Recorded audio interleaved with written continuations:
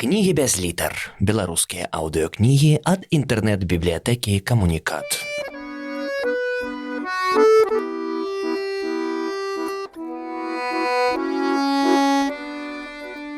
Валентин Тарас на выспе ўспамінаў. Жменька папярэдніх слоў. Мой век на схіле, вечнасць блізкая, душа маркоціцца інные, і ўсё глядзіш у тыя гады крамяна маладыя, і ў смужным моры часу блізкае мігціць былое дзіўнай выспаю, дзе ўсе, каго няма, жывыя. Гэтымі радкамі 10 гадоў назад я распачаў працу над кнігай успамінаў. Але гэта не традыцыйныя мемуары, тут няма падрабязнай хронікі майго жыцця, што было б занудствам, няма строгай храналогіі і паслядоўнасці расповеду. Я блукаў па выспе свайго былога, не выбіраючы загадзя сцежак, спыняючыся дзе надоўга, дзе на хвіліну, там, куды мяне ў той ці іншы дзень адвольна па сваёй прыхамаці прыводзіла памяць і надыктоўвала калі цэлае апавяданне, калі кароткую замалёўку, калі нешта накшталт эсэ. Паралельна з асноўным тэкстам наважуся назваць яго аўтабіяграфічнай мастацкай прозай. Пісаўся больш агульны, публіцыстычны, прадыктаваны роздумам пра тое, што адбывалася за вокнамі, урывалася ў пакой, клікала на вуліцу. Хоць і тут штуршком для роздуму заўсёды быў пэўны ўспамін, які абуджала і абвастрала ў памяці сённяшняя рэчаіснасць. Вельмі многае сённяшняе — гэта альбо збольшага мадэрнізаванае мінулае, альбо цалкам яго паўтарэнне. Нібы глядзіш стары савецкі дакументальны фільм, знаёмыя калізіі, знаёмыя персанажы, знаёмая мана. Нехта з саміх кінадакументалістаў сказаў, што няма большай хлусні, чым дакументальнае кіно, якое служыць уладзе. Ды для моладзі, для майго ўнука гэты фільм новы, і, натуральна, дзеду хочацца растлумачыць унуку, што да чаго, каб ён не аказаўся падманутым, як некалі дзед. Дзеля гэтага і пісалася кніга, хоць і ведаю, што не выпадае падаслаць саломкі дзецям і ўнукам на тым месцы, дзе калісьці грымнуўся сам. Чужы гузак табе не баліць, пакуль свой не наб'еш, не паразумнееш. І ўсё ж спадзяюся, што мой расповед не застанецца цалкам дарэмным. Травень 2004 году. Вайсковыя могілкі. Вайсковыя могілкі, што на вуліцы Казлова, для мяне на Даўгабродскай, бо ў маім даваенным дзяцінстве, ды шмат гадоў пасля вайны, Даўгабродская пачыналася не там, дзе цяпер, а з таго месца, дзе стаіць палац мастацтваў, адзін з самых дарагіх майму сэрцу куточка ў Мінску. Там быў пахаваны мой дзед Іван, мамін бацька, і мой дзядзька, мамін брат, таксама Іван, які трагічна загінуў у 1938 годзе. Трамваем яму адрэзала ногі, і ён сканаў у машыне хуткай дапамогі, сцёк крывёю. Там, побач з бацькам і братам, была пахавана і мама у нечувана халодным студзені 1940 году, калі ў Беларусі павымерзлі ўсе сады. Каб выкапаць маме дол, расклалі вогнішча, грэлі зямлю, якую немагчыма было ўзяць нават ломам, і ён звінеў і адскокваў ад грунту, нібы б'еш па жалезе. Помніка ўсім траім паставіць не паспелі. Над абодвума Іванамі Панцелеймавымі стаялі драўляныя каталіцкія крыжы, а над мамай чырвоная фанерная пірамідка з чорнай бляшанай шыльдачкаю. Галіна Іванаўна Панцелеймава Тарас, 1913-1940. Магілы гэтыя зніклі. У ліпені 1944 году, у першы дзень свайго вяртання з партызанскага лесу, пабываў на вайсковых могілках, але ўсіх трох магілак не знайшоў. Хоць добра памятаў, дзе яны знаходзяцца. На ўскраі могілак у сярэдзіне перадапошняга шнуру пахаванняў, амаль каля самага плоту з боку вуліцы Берасцянскай. Але калі я прыйшоў на тое месца, плот быў павалены. Да вайны могілкі агароджваў драўляны плот, металічную агароджу паставілі ў 50-е гады. Паваленыя былі многія гранітныя помнікі, многія крыжы і пірамідкі, як быццам іх раскідала выбухам. Я агледзеў усе паваленыя крыжы і пірамідкі, шыльдачкі на іх, не мог паверыць, што магілаў няма, і падумаў, ці тое гэта месца, няўжо я забыў, дзе пахавана мама. Не было ў каго спытаць, што тут здарылася, чаму павалена столькі помнікаў і крыжоў. Можа, сюды патрапіла бомба альбо цяжкі снарад, калі ў горадзе 3 ліпеня дзе-нідзе ішоў бой. Можа, бомба і развярнула частку магілаў, а варонку потым засыпалі, зраўнялі з зямлёй, але не было ў каго спытаць, нікога, а ніводнай душы, акрамя мяне, на могілках не было. І ніводнага жывога жытла, ніводнага дому не было і на Берасцянскай, і на іншых навакольных вуліцах і завулках. Увесь гэты раён згарэў 24 чэрвеня 1941 году. Я прысеў на адзін з паваленых помнікаў, разгублены, не ведаючы, што рабіць. 2 гады з лета 42-го я нічога не чуў пра сваіх блізкіх, як і яны пра мяне, хоць знаходзіўся зусім недалёка ад Менску за якіх-небудзь 70 кіламетраў, але не было як падаць пра сябе вестку, а яны дык і не ведалі, дзе я. Пайшоў аднойчы з дому і не вярнуўся. А я, калі ішоў на могілкі, быў абсалютна ўпэўнены, што знайду вестачку аб сваіх на мамінай магілцы. Думаў, што калі яны куды-небудзь з'ехалі, то проста не маглі не пабываць перад ад'ездам на могілках, перадусім бабуля. І да вайны, і ў часе акупацыі, калі я яшчэ быў дома, яна прыходзіла туды кожную нядзелю, маліцца і ставіць свечкі. Мне яскрава ўяўлялася, дзе я знайду вестачку. Яна, мабыць, схавана ў карабку з-пад запалак, альбо ў шкляным слоіку, альбо ў бляшанцы з-пад кансерваў. І той карабок, ці слоік, ці бляшанка ляжыць у траве пад кусточкам за мамінай пірамідкай, там, дзе бабуля хавала рыдлёўку і грабелькі, якімі парадкавала магілы. Неверагодна, але менавіта так яно і было. Толькі даведаўся я пра гэта праз 17 гадоў пасля вайны ў 1961, калі прыехаў у Польшчу ў горад Познань, дзе з дапамогай міжнароднага чырвонага крыжа знайшліся мае бабуля, сястра і цётка. Аказалася, што тады, у 44-м, пакідаючы Менск за некалькі дзён да яго вызвалення ад немцаў, яны, як я і думаў, пакінулі мне запіску на мамінай магілцы ў шкляным слоіку. Цётка запомніла, што было ў той запісцы, якую яна ж напісала. «Валік, калі ты жывы, ведай, мы таксама жывыя. Мы ад'язджаем з Менску далёка, даглядай магілкі. А куды далёка і чаму яны ад'язджаюць, яна пісаць не стала, бо яны не проста ад'язджалі, а ўцякалі з немцамі ад саветаў». Так вырашыла цётка. Яна працавала ў нямецкай салдацкай сталоўцы на кухні, мыла посуд і баялася, што калі застанецца ў Менску, то мала ёй не будзе за службу немцам. І наўрад ці яна памылялася, гадоў як мінімум на 5, не пазбегчы б ёй Магадану ці Варкуты, калі б засталася.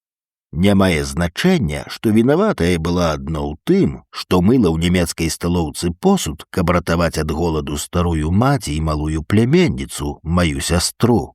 Немцы дазвалялі выносіць са сталоўкі рэшткі супу і якой-небудзь кашы, рэшткі хлеба. На мове кампетэнтных органаў гэта прагучала б жалезна. Прадалася за нямецкую поліўку. Ды што органы, я і сам, 14-гадовы партызанчык, лічыў тады, што ўсе, хто так ці інакш служыў немцам, здраднікі. У Нямецчыне цётка Люся знайшла сваё шчасце. Яна была служанкай у нейкім маёнтку і пазнаёмілася там з польскім ваеннапалонным уладакам, які таксама працаваў у тым маёнтку. Брыгаду палонных палякаў прывозілі туды на палявыя работы. У траўні 45-го Люся з уладакам пабраліся, і ён павёз яе ў Польшчу, а з ёю маю бабулю і сястрычку. У яе, тады 9гадовай дзяўчынкі, не было выбару. Там, дзе бабця і цёця, там і яна. Люся, як жонка грамадзяніна Польшчы, атрымала польскае грамадзянства аўтаматычна. Не было з гэтым перашкодаў і ў бабулі, яна была этнічная полька. У той час беларускія, украінскія і літоўскія палякі маглі свабодна перасяляцца на польскія землі. Бабуля ніколі больш не ўбачыла радзімы, а Люся пабывала ў Менску ў 89-м годзе, і я разам з ёю яшчэ раз паспрабаваў адшукаць зніклыя магілы ці хоць бы тое месца, дзе яны былі. Бо ў мяне з гадамі ўсё пераблыталася ў галаве, і я пачаў думаць, што тады, у ліпені 44-га, памыліўся і шукаў іх не там, дзе трэба. Спадзяваўся, што Люся знойдзе тое месца па якой-небудзь прыкмеце, па якім-небудзь чужым помніку, які некалі стаяў побач з нашымі магіламі і запомніўся Люсі. Быў пахмурны вясновы дзень, накрапваў дождж, на могілках было брудна, слізка, паныла. Мы з Люсяй ішлі ўздоўж агароджа з боку Берасцянскай, а над намі кружлялі і каркалі зграі варон, і такі сум быў у гэтым карканні, такая безнадзейнасць, што я ўжо ведаў, прадчуваў, нічога Люся не ўспомніць. Яна і не ўспомніла, разгублена азіралася па баках, кусала губы, каб не загаласіць, твар быў мокры ці то ад дажджу, ці то ад слёзаў. Я спытаў, ці пазнае яна хоць што-небудзь. Люся адмоўна пакруціла галавою. Ніц собі не przypominam żadnych pomników. Takie uczucie, że nigdy tu nie byłam. Нічога не прыпамінаю, ніякіх помнікаў. Такое адчуванне, што ніколі тут не была. Яна забыла беларускую мову і расейскую забыла, дакладней развучылася на іх размаўляць. А некалі хораша гаварыла па-беларуску, хадзіла ў беларускую школу. Дарэчы, у нашай сям'і бытавалі 3 мовы. Па-польску і толькі па-польску гаварыла бабуля. Мама, памятаю, па-польску і па-расейску. Па-расейску з мужам, маім бацькам. Польскай і беларускай мовамі ён у гаворцы не валодаў, хоць усё разумеў. Усе 3 мовы, а яшчэ габрэйская, бытавалі на ўсім нашым трамвайным завулку, але пераважала беларуская, амаль усе дзеці вучыліся ў беларускай школе. Гэта цяпер беларускія школы можна пералічыць на пальцах адной рукі, а тады было наадварот. І радыё некалі да 37-га году гаварыла пераважна па-беларуску. І Менск яно называла Менскам, а не Мінскам, і час называўся свой, Менскі. Гэта пасля 37-га мы пачалі жыць паводле маскоўскага часу і жылі паводле яго, аж пакуль не разваліўся Савецкі Саюз. Добра памятаю, як яшчэ недзе ў 35-м радыё пачынала свае перадачы. Увага, увага, гаворыць Менск, радыёстанцыя імя Камінтэрну. У Менску 12 гадзін, у Маскве 13. Праз хвіліну слухайце апошнія паведамленні. На працягу гэтай хвіліны тая ж абвестка паўтаралася на расейскай, польскай і габрэйскай мовах. Жах падумаць, як даўно тое было. Менск майго даваеннага дзяцінства, смерць мамы, вайна. Той дзень, калі я не знайшоў мамінай магілкі, але боль аціх, засталася толькі горыч страты. Цяпер ужо толькі горыч. Час лечыць. Зрэдку прыходжу на вайсковыя могілкі, туды, да агароджы з боку Берасцянскай, прыблізна на тое месца, дзе былі пахаваныя мае блізкія, і дзіўна ўсведамляць, што я ўжо на многія дзесяцігоддзі старэйшы за дзеда Івана, які памёр у 34-м, калі яму было 54, старэйшы за маму, якой не стала на 28-м годзе жыцця. Яна нарадзіла мяне ў 17. Старэйшы за мамінага брата, майго дзядзьку Івана. У 38-м, калі ён загінуў, мне было 8, а яму 19. Былі і няма. І горыч страты нават іхніх магілак зноў становіцца вострым болем. Здарылася так, што аднойчы гэты боль раздзяліў са мною Міхась Стральцоў, якога таксама даўно няма на гэтым свеце, і ў мяне бывае часам такое адчуванне, што і ён, пахаваны на вайсковых могілках, згубіўся там, як згубілася мая мама, як дзед Іван і дзядзька Іван. Але там, на вайсковых могілках, і сапраўды засталася часцінка мішавай душы. Не памятаю дакладна, калі тое было, недзе ў 78-м ці 79-м. Памятаю толькі, што было лета, ласкавы, ціхі, мякка сонечны дзень. Мы выпадкова сустрэліся з Мішам на праспекце, тады ленінскім, цяпер Скарыны, на рагу праспекту і вуліцы Казлова. Я быў у дрэнным, цяжкім настроі, нейкая, цяпер ужо і не памятаю, якая была ў мяне непрыемнасць. Паздароўкаліся, і Міша, затрымаўшы маю руку ў сваёй, спытаў, што гэта ты такі змрочны старычок, задуменны. Здарылася, што ці так кошкі на душы шкрабуць, можа, прагонім нягодніц, у мяне ёсць чым. І ён паляпаў сябе па пінжаку, па ўнутранай кішэні, і я зразумеў, што там у яго пляшка. Спытаў, а дзе ж мы гэта зробім, не ў пад'ездзе ж? І прапанаваў, можа, у рэдакцыі Нёману. Рэдакцыя была побач, цераз дарогу, хлопцы там часцяком выпівалі, вядома, нелегальна. А ну іх, там употай трэба, з-пад стала. Хадзем на вайсковыя могілкі да Паўлюка. Я, дарэчы, туды тэпаў, там у Паўлюка ўсё ёсць, чарачкі, відэльцы, адкрывачка, хадзем. Я падумаў, што Паўлюк гэта, мабыць, нехта з абслугі могілак, вартаўнік ці адміністратар, і выпіць можна ў старожцы. Пацікавіўся, а што за Паўлюк? Там убачыш, усміхнуўся Міша. Не турбуйся, свой хлопец. Мы пайшлі на могілкі, купілі па дарозе батон, кавалак кілбасы, бляшанку кансерваў сайра, 2 бутэлькі піва. Гуляць дык гуляць, трымайцеся, кошкі. Як увайшлі ў браму, я сказаў, што перадусім хацеў бы пабываць на маім месцы. Ёсць тут у мяне такое, да Паўлюка пойдзем потым. Міша не пярэчыў, і мы пайшлі на тое маё месца каля агароджы з боку Берасцянскай. І пакуль ішлі, пакуль стаялі там з паўгадзіны, я павёў Мішу пра зніклыя ў 44-м магілы, пра маму, пра тое, ад чаго яна памерла. Трэцяя цяжарнасць з нейкай паталогіяй, кесарава сячэнне, плод аказаўся мёртвым. Заражэнне крыві, агульны сепсіс, як гэта цяпер называецца, а пеніцыліну ў той час яшчэ не было. А павёў пра тую ноч, калі мамы не стала. А другой гадзіне бабуля пабудзіла ўсіх, майго бацьку, мяне, Люсю, адно 6гадовай Таісы не стала будзіць. Бабуля была апранутая ў чорнае, чорная спадніца, чорная кофта, чорная хустачка на галаве.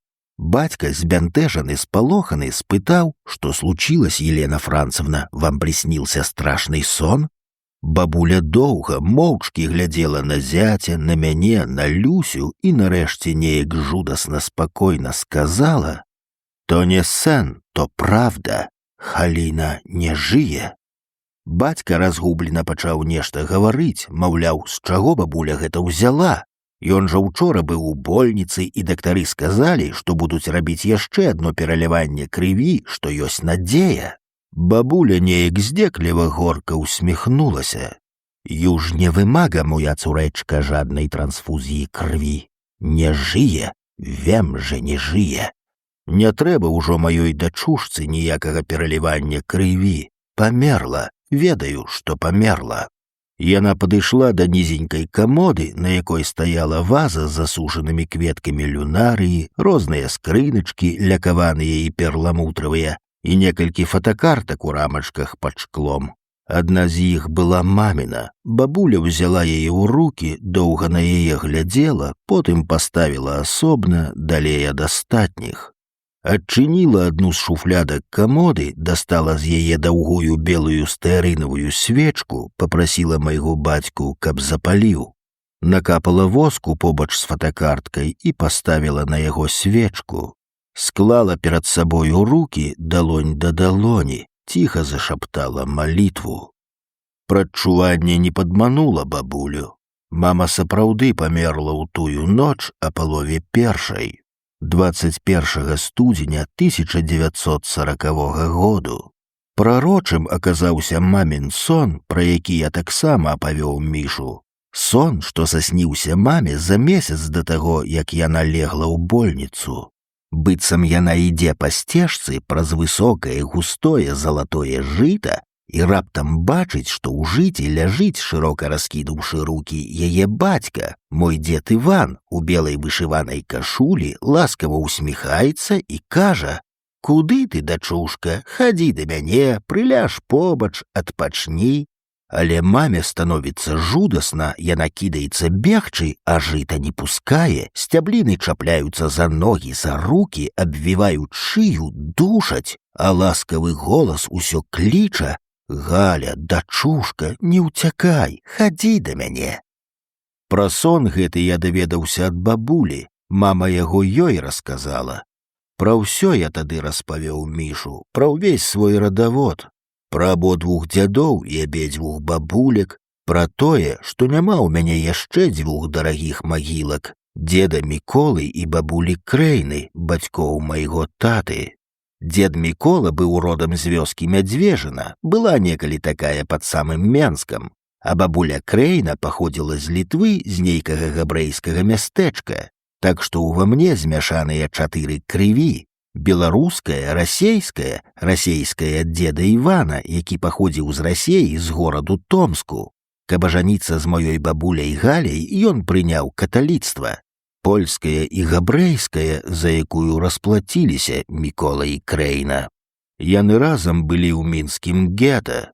У 42-м дзеда Міколу адправілі ў Асвенцым, і магілай ягонай стала неба, куды струменьчыкам дыму з коміну крэматорыю адляцела яго душа. А бабулю Крэйну забілі ў нейкай ваколіцы Менску ў 43-м, калі канчаткова ліквідавалі менскіх габрэяў. Міша моўчкі слухаў, курыў, і вочы ягоныя былі поўныя слёзаў. А потым ён сказаў неяк вінавата: «Спачуваю табе, старычок, разумею цябе. Што ж, хадзем да Паўлюка, памянём тваіх».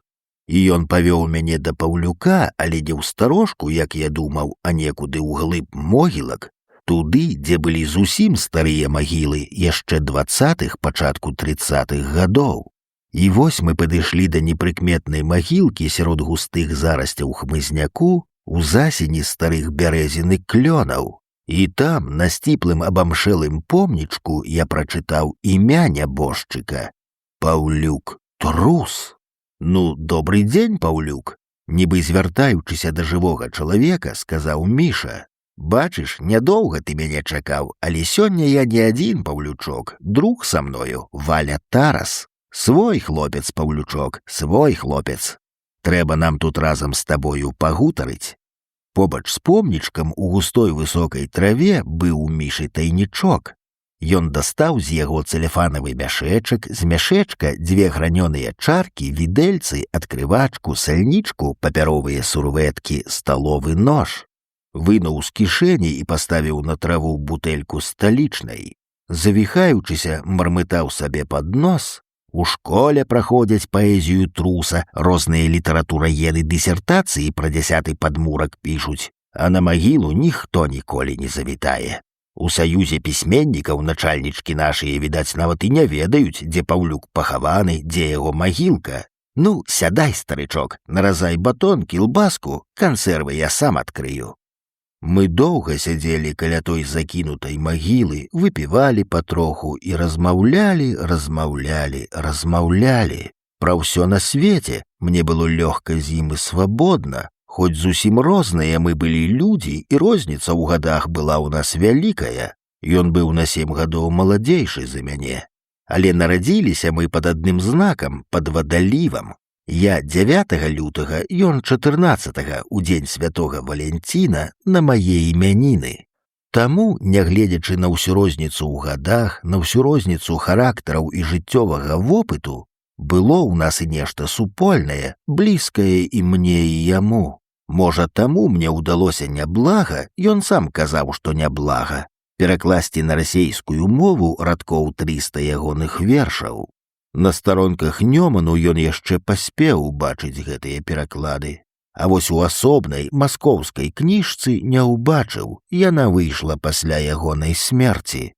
Але самае значнае, што ўдалося для яго зрабіць, гэта пераклад цудоўнага ягонага апавядання «Смаленне вепрука» у перакладзе «Смаленне вепря», які спачатку быў надрукаваны ў часопісе «Дружба народов», а потым уваходзіў ва ўсе анталогіі найлепшых беларускіх апавяданняў у перакладзе на расейскую мову.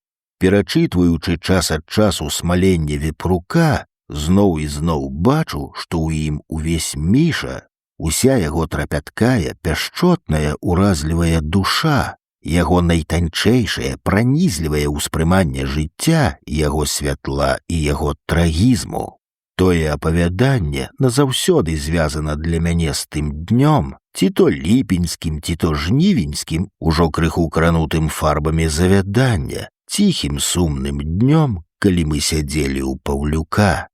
І так хораша, светла і журботна было нам за той горкай, але і шчымліва салодкай, чаркай памінання маіх блізкіх. Родныя магілы, магілы, якіх няма. Вострае адчуванне сіроцтва, як некалі ў дзяцінстве, калі памерла мама.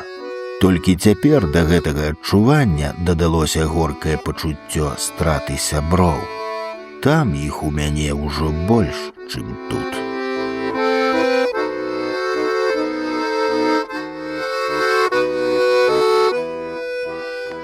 Прарочыя сны. Калісьці я задумаў скласці кнігу сноў сваіх і чужых. Завёў сшытак, стаў запісваць некаторыя свае сны, распытваў сяброў і знаёмых пра іхнія. Але, як гэта неаднойчы ў мяне бывала, хутка астыў, задума паказалася несур'ёзнай, і я яе закінуў. А цяпер шкадую. Асабліва востра пашкадаваў, калі глядзеў па тэлевізары фільм «Жывеш толькі двойчы», у эпіграфе да якога ў тытрах выказана зусім не пустая, у адрозненне ад зместу гэтага шпіёнскага баевіка пра Джеймса Бонда, думка: «Ты пражываеш два жыцці, адно сапраўднае, другое ў марах». Гэты эпіграф адразу напомніў мне пра маю даўнюю задуму, якая так і не зрабілася кнігай. Той эпіграф якраз да яе падышоў бы. Толькі трэба дадаць, што пражываеш не два жыцці, а тры. Трэцяе ў снах. Яны, дарэчы, больш, так бы мовіць, рэальныя, чым мары, таму што, як казаў Эжен Іянэску, дакладна адпавядаюць глыбінным рухам нашай душы, усёй нашай істоты, прычым вельмі натуральна. Мы не прыдумваем сваіх сноў, не ўяўляем, а сапраўды бачым. Так і кажам: «Я бачыў сон». Тое, што саснілася, якім фантастычным яно не было б, няўяўная рэальнасць, мы фізічна ў ёй знаходзімся, хоць і не па сваёй волі. У снах мы перажываем рэальны страх, рэальную пакуту, рэальную радасць, чаго няма ў марах, у летуценнях, хоць і яны, вядома, маюць эмацыйную афарбоўку. Але адно пра сны можна сказаць, што яны былі намі менавіта перажыты, як сапраўдныя падзеі.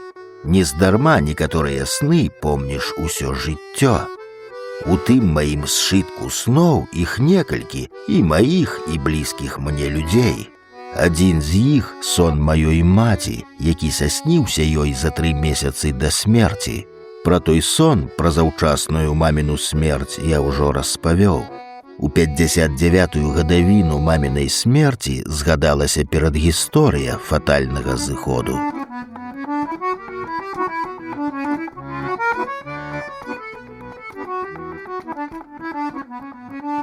Ой ты, Галю, Галю маладая. Мама і ранейшыя цяжарнасці пераносіла цяжка.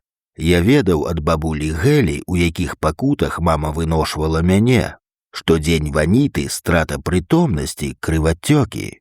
Роды былі заўчасныя, на 7-м месяцы.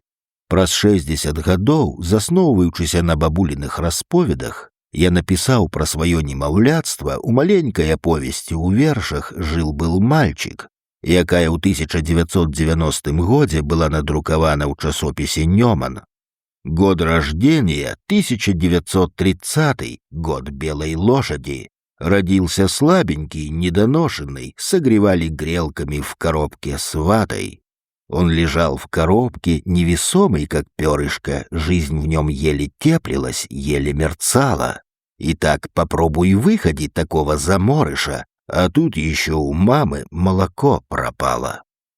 Я помню тую коробку, даўгую і глыбокую, з цвёрдага, як фанера, глянцавітага кардону. Яна стаяла на шафе, адкуль яе здымалі раз на год напрыканцы снежня. У каробцы захоўваліся ёлачныя цацкі. Бабуля распавядала, што я сам, калі мяне прынеслі з раддому, быў як ёлачная цацка, малюпусенькі, што цэлюлёідны галышок, якога упрыгожваючы ёлку, прымошчвалі на яловую лапку. «От так і ты быў вось в тэн час!» Смяялася бабуля, усаджваючы галыша дубкай на калючую лапку. «Вось такі ты быў тады!» Другую маміну цяжарнасць я помню сам. Гэта адно з вострых уражанняў ранняга дзяцінства. Жалезны ложак з нікеляванымі шарамі на спінках, скамечанае пікейнае пакрывала, якое бабуля называла капай. У галаве 3 вялізныя падушкі, адкінуўшыся на якія напаўляжыць мама.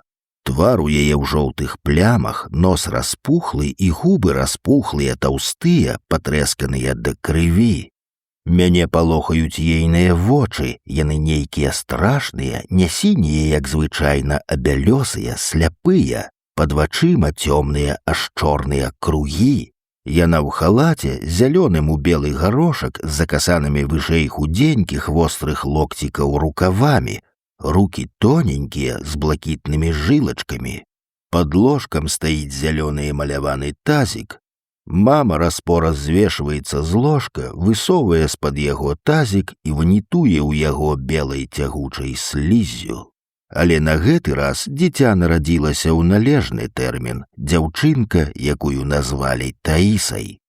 Помню і тую ноч, калі мама зацяжарыла 3-м дзіцем.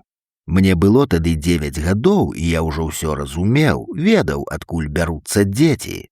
Двор, у якім я рос, хутка распраўляўся з казачкай пра бусла, які прыносіць немаўляткаў, з казачкай пра капусту, у якой іх знаходзяць, з маной пра пакупку браціка альбо сястрычкі ў краме. Як гарбуз у мамкі пуза зрабіў татка карапуза, и бабки нет, и детки нет, и некого бояться, так приходите, девки, к нам, и будем мы. И бабки нет, и детки нет. На Круковской вежи дед на бабе лежи, выймуе свое пюрко, шука, где есть дюрка. Вымовать по-польску доставать, пюрко, перца, пёрка. А про якое пёрка ідзе размова, думаю, зразумела і без перакладу. Выхоўваў і сарцір адзіны на ўвесь двор. Дашчаная брудная прыбіральня альбо сральня, як выказваліся нават самыя культурныя насельнікі нашага двара. Сцены прыбіральні і звонку і знутры былі спісаныя пахабнымі надпісамі, размаляваныя пахабнымі малюнкамі, а на дзвярох знутры былі напісаныя друкаванымі літарамі хімічным алоўкам такія лиричные радкі. «Любовь — это электрический ток, пробегает с головы до ног и останавливается на той точке, откуда вылазят сыны и дочки». Для нагляднасці пад вершыкам вуглём былі намаляваныя жаночыя геніталіі. Гэты выяўленчы і вусны беларуска-расейска-польскі фальклор нашага двара не пакідаў месца для загадкі, з чаго гэта ў тваёй маці раптам пачаў расці жывот. Але я не толькі ведаў, з чаго. Аднойчы ў травеньскую ноч стаў амаль сведкам інтымнай блізкасці бацькоў. Як я ўжо казаў, мы жылі ў маленькім драўляным флігелёчку, у якім былі 2 пакойчыкі. Адзін 12 метраў, другі 8 метраў. У большым ён адначасова служыў гасцёўняй, у ім жа і абедалі. Спалі мы з сястрычкай, у меншым бацькі. Бабця Гэля і цётка Люся спалі на кухні, даволі вялікай, метраў таксама 8. Тапчаны бабці і Люсі стаялі ў кутку, які быў завешаны марляй. Кватэрнае пытанне ў нашай краіне заўсёды было праклятым. Ніякай гукаізаляцыі ў нашым флігелёчку, вядома, не было. Сцены былі танюткія, з фанеры. У тую ноч мяне разбудзілі галасы і смех у спаленцы бацькоў. А можа, поўня яна свяціла мне ў твар. Прачнуўся і ўбачыў яе ў вакне перламутрава-белую, празрыстую, якой яна бывае, калі паказваецца ўдзень. У пакойчыку было прывідна, светла-шэра, паўзмрок досведку. На досведку спіцца асабліва салодка, таму, мабыць, і не баяліся бацькі, што дзеці пачуюць іхнія галасы і смех. а я чуў кожны шолах, кожнае слова, хоць і не разумеў, пра што размаўляюць. Раптам у спаленцы нешта шпокнула, на нейкі момант зрабілася ціха, потым зноў пачуліся галасы і нешта мелодычна працягла зазвінела. Я здагадаўся, што мама і тата чокаюцца бакаламі, што шпокнуў хвіліну назад корак, калі адкаркоўвалі шампанскае. Бачыў не раз, як тата адкаркоўвае вялікую цёмна-зялёную бутэльку са срэбранай фольгай на гарлячку. У спаленцы бацькоў стаяла каля ложка этажэрка з кнігамі, з люстэркам на верхняй палітцы, з рознымі мамінымі пудраніцамі, шкатулачкамі, флакончыкамі, і там жа стаялі два высокія бакалы з крышталю, кімсьці падораныя бацькам на нейкую гадавіду іхняга вяселля. Зноўку стала ціха, і раптам у дзвярах спаленкі з'явілася мама, зусім голая. І гэта неяк дзіўна мяне спалохала, а яна падышла да шафы, што стаяла ў нашым з сястрой пакойчыку каля дзвярэй. Стала нешта шукаць на паліцы з бялізнай, узяла ці то прасцінку, ці то рушнічок, паглядзела на мой ложак. Я закрыў вочы, прыкінуўся, што сплю. Адчуў, як яна падышла да мяне, нахілілася нада мною. Ейныя валасы казытнулі мне лоб. Яна асцярожна дакранулася да яго пяшчотнай далонькай, паправіла на мне коўдру і нячутна адышла. Я расплюшчыў вочы, глядзеў, як яна падышла да ложка Таісы, памацала ейны лобік і, як толькі што на мне, паправіла на ёй коўдрачку, пацалавала ў шчаку. І як здань знікла ў спаленцы. Я ляжаў, як насцярожаная звярушка, слухаў, як там у спаленцы зноў ціха смяюцца, але цяпер неяк інакш. Ад гэтага смеху мне было няёмка, сорамна, нейкая незразумелая, злосная крыўда ахоплівала мяне. Хоць гэта цяпер, згадваючы тую ноч, я магу даць азначэнне пачуццям, якія ахапілі 9гадовага хлопчыка, а тады я проста пакутваў, слухаючы, як за перагародкай паскрыпвае ложак, як ахае, ціха ўскрыквае мама, і ўся намаляваная і напісаная на дваровай прыбіральні пахабшчына стаяла перад вачыма. Павінны былі прайсці дзесяцігоддзі, перш чым я змог вытравіць сябе гэтае паскудства, адкрыць для сябе, што ў пяшчотнай блізкасці мужчыны і жанчыны, якія кахаюць адно аднаго, няма нічога брыдкага. Але ў тую ноч мне было пакутліва сорамна за бацькоў. Раніцай я не мог падняць на іх вочы, за сняданкам сядзеў прыгнечаны, і слёзы капалі ў талерку. Бацькі не разумелі, што са мною, а я нічога не мог растлумачыць. Кінуў лыжку, калі мама пачала ўстрывожана дапытвацца, ці не захварэў я, і выбег з-за стала. У кастрычніку ці ў лістападзе 39-го году, дакладна не памятаю, маму паклалі ў першую клінічную больніцу. Высветлілася, што дзіця ў ейным чэраве ўжо некалькі дзён мёртвае. Тэрмінова трэба было рабіць кесарава сячэнне. Аперацыю рабіў вядомы доктар прафесар Клумаў, чыё імя сёння носіць 3-я клінічная бальніца Менска. Аперацыя прайшла паспяхова, але праз тыдзень у мамы пачалося заражэнне крыві. Наступіў, па цяперашняй тэрміналогіі, агульны сепсіс. З расповедаў бабулі Гэлі і бацькі ведаю, што маме 5 разоў рабілі пераліванне крыві, яшчэ нешта рабілі, але нішто не дапамагала. Пра пахаванне мамы у той жа вершаванай аповесці «Жил-был мальчик». Мороз свирепствовал, как в Карелии, лом от почвы отскакивал, как от стали, и на кладбище жарко костры горели, землю отогревали. В могильной яме пылали факелы, словно разверзлась гиенна, но замерзали слезы мгновенно, когда над покойницей люди плакали. Снег лежал, как серебряное рядно, иней в волосы мамы вплетал седины, синий гроб поплыл и ушел на дно, как челн, который затерли льдины. Иней падал с деревьев, его белизна легла на могилу реденькой марлей. Не думала бабтя, что будет она рада, что цурка змарла. Когда над Бугом под гром канонад займутся кровавые зори и под сапогами германских солдат хрустнет хребет истории. Бабтя скажет тогда не раз в страшную ту нелюдскую пору, что маму Езус найсвенты спас. Она не видит tego потвору. Прыводжу гэтыя радкі таму, што наўрад ці сённяшні чытач іх ведае, а мне цяжка пераказваць ужо выказанае, да таго ж выказанае вершамі.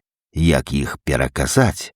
Незадоўга да таго, як хруснуў хрыбет гісторыі, напрыканцы траўня альбо на пачатку чэрвеня 41-го году, я ўбачыў чалавека, чыё імя, калі мама ляжала ў больніцы, паміналася ў нашым доме кожны дзень. Прафесара Клумава. Мы з бабуляй ехалі некуды ў трамваі, сядзелі на пярэдніх месцах адразу за кабінкай вагона важатага. На адным з прыпынкаў у вагон увайшоў мажны дзядзечка з сівымі вусамі, у акулярах, у лёгкім шэрым касцюме, у блакітнай кашулі, пры гальштуку. У руцэ ён трымаў саламяны залацісты капялюш. Азірнуўся па баках і сеў насупраць нас, паслабіў вузел гальштука, стаў абмахваць капелюшом успацелы твар. А бабуля раптам учэпіста ўзяла мяне за локаць, сціснула і нягучна, але нейкім дзіўным напружаным голасам сказала: «Пач, Валюсь, ten człowiek morderca твоей мамусі, запамятай яго тваш». Вусаты дзядзечка наўрад ці пачуў бабуліны словы. Трамвай імчаўся з лязгатам і скрыжатаннем, задумліва абмахваўся капелюшом, глядзеў на нас і адначасова некуды міма. Я глядзеў на яго і не разумеў, чаму бабця сказала, што гэты дзядзечка мордэрца, то бок забойца маёй мамусі, чаму я павінен запомніць ягоны твар. Дзядзечка па-ранейшаму глядзеў на нас, невідушча, думаючы пра сваё, і раптам прыжмурыў вочы, утаропіўся на бабулю і няўпэўнена кіўнуў ёй галавою. Так ківаюць, калі некага і пазнаюць, і не пазнаюць, калі няма ўпэўненасці, што не абазнаўся. Я зірнуў на бабцю і ўбачыў, што яна кусае губы, каб не заплакаць, і слёзы дрыжаць у вачох. А дзядзечка адвярнуўся да акна. На першым жа прыпынку, як толькі трамвай стаў прытарможваць, ускочыў і кінуўся да выхаду, быццам спахапіўся, што ледзь не празяваў прыпынак. Мы ехалі яшчэ доўга, бабуля маўчала, выцірала хустачкай вочы і толькі калі выйшлі з трамвая, патлумачыла: «То ten выжутак Клумов». Гэта той ізверг. І расплакалася.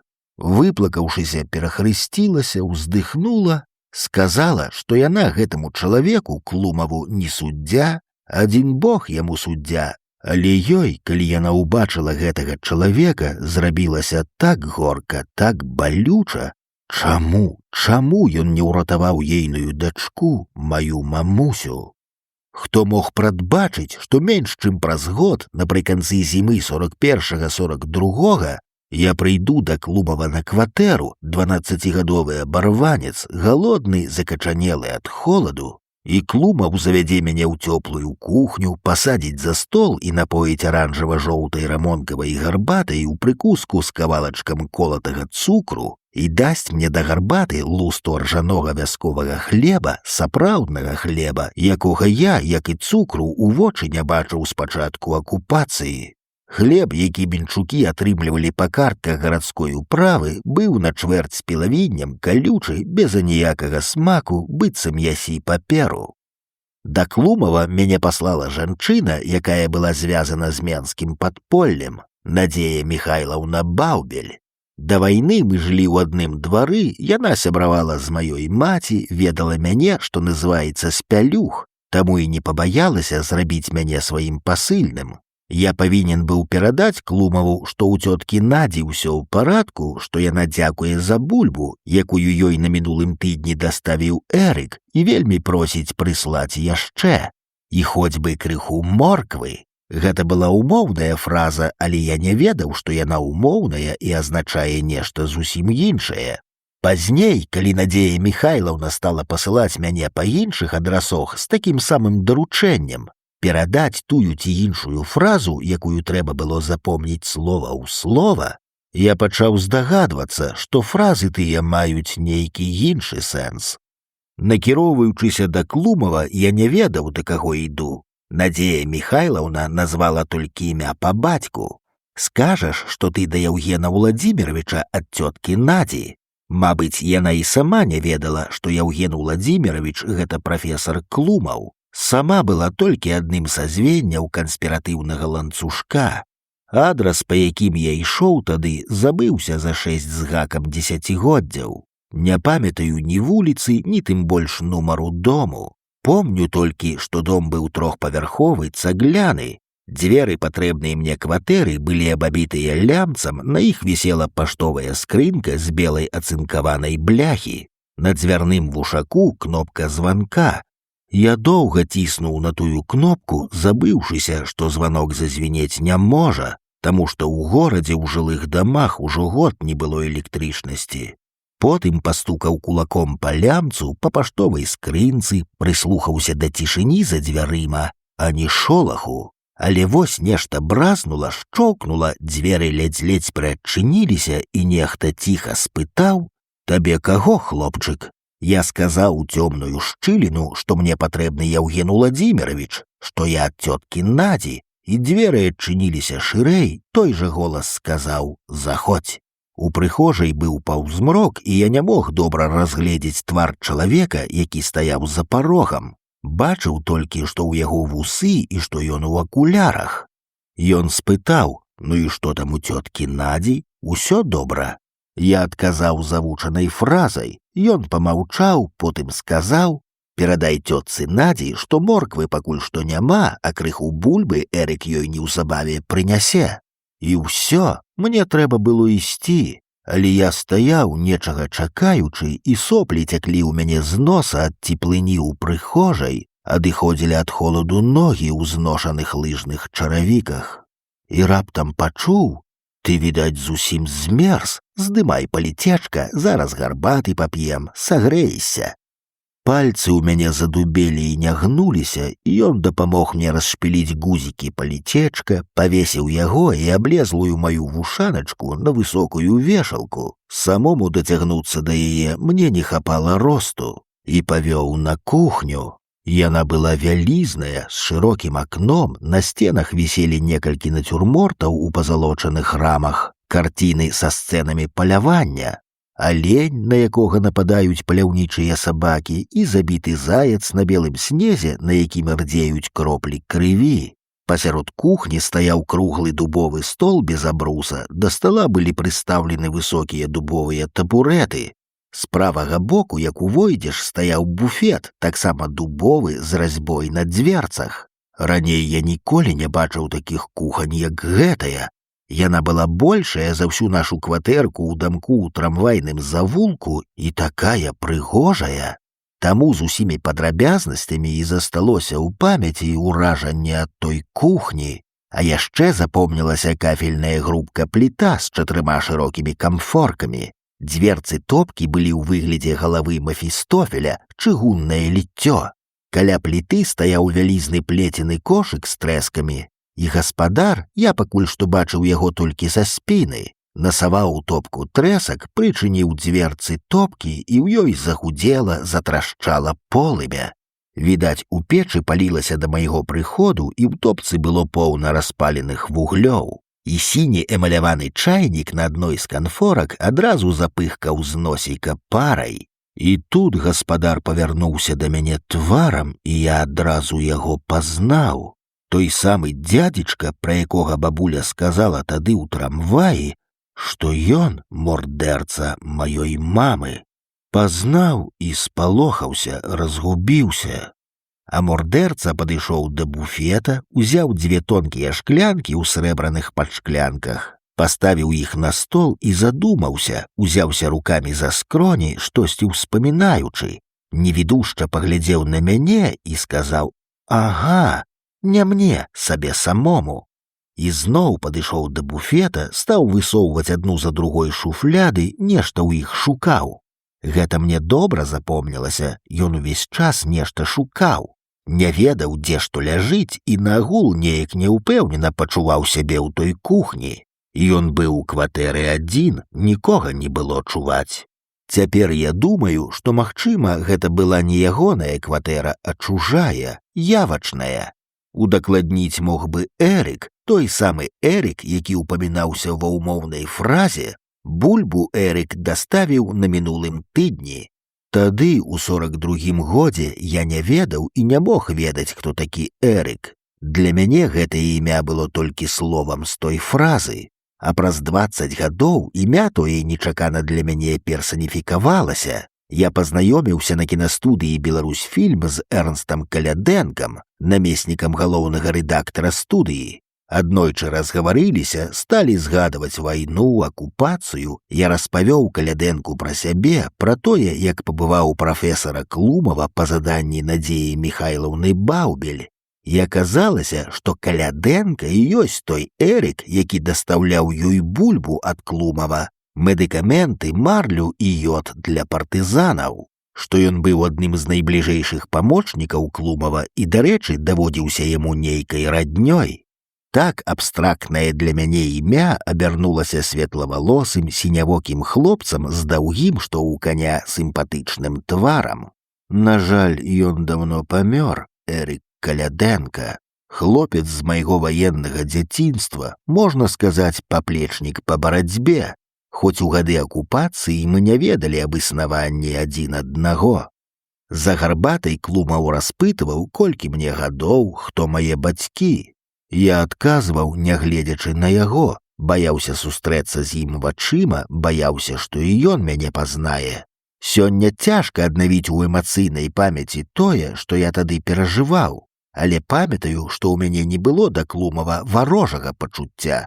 Проста было неяк няёмка і карцела хутчэй пайсці, але я не мог пайсці, бо быў страшэнна галодны і не мог не з'есці лусту хлеба, якую Клумаў адкроіў мне ад духмянага з пупыркамі кмену на залаціста-карычневай корцы бохана, не згрызці кавалачак цвёрдага, што каменьчык колатага цукру. Я не сказаў яму, што гэта ён рабіў аперацыю маёй маці. Сказаў толькі, што яна памерла ў студзені 40-го году, а калі прафесар спытаў, ад чаго, я зманіў, сказаў, што ад разрыву сэрца.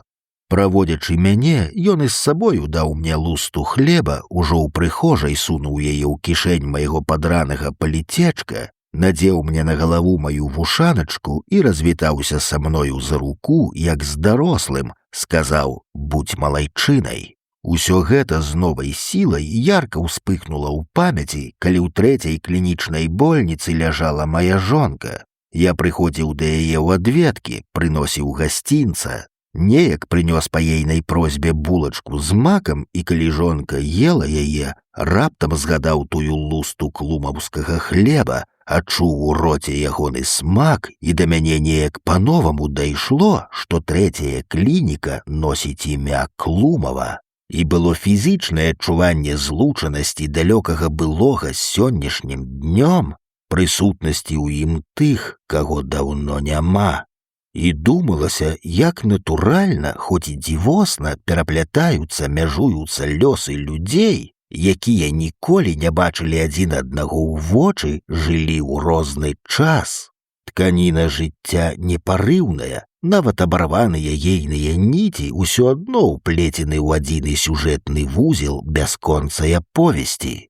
І ніць маёй маці, і ніць Клумава, і Эрыка, ніці соцень людзей, якіх я ведаў. Нехта засмяецца, што я кажу банальнасці, але мяне яны ўзрушваюць да глыбіні душы. У 1943 я падаўся ў партызанскі лес, і партызанскае жыццё засланіла, адсунула ад мяне ўспаміны пра маму, а потым іх засланіла пасля вайна лавіна новых падзей. Хоць, вядома, я нічога не забыў, проста ўсё даваеннае, дзіцячае схавалася ў глыбіні памяці і не згадвалася востра. Як цяпер, гэта праўда, што старыя людзі часта не памятаюць пра тое, што было літаральна учора, а далёкія гады становяцца ўсё больш выразнымі. Але мама ўспамінаецца мне хоць і ярка, але ўрывачна, асобнымі кадрамі відэафільму памяці. Не бачу цэльнага вобразу і не ведаю, не магу з пэўнасцю сказаць, што за чалавек яна была. Помню, што шмат чытала, нават памятаю некаторыя кнігі «Куды ідзеш, Господі» і «Крыжаносцы» Генрыха Сянкевіча. Гэта былі яшчэ дарэвалюцыйныя выданні на мове арыгіналу. Польскую мову мама ведала няблага і не толькі ад сваёй маці, маёй бабулі Гэлі, але і са школы. Вучылася ў польскай сямігодцы, да 37-го году ў БССР былі польскія школы. Помню яшчэ адну кнігу, зачытаную да дзюрак, называлася яна «Чорны лебедь». Імя аўтара забылася, але памятаю, што гэта быў прыгодніцкі раман пра Макара Следапыта, чэкіста, які ганяецца за бандай злачынцаў і злачынцаў незвычайных.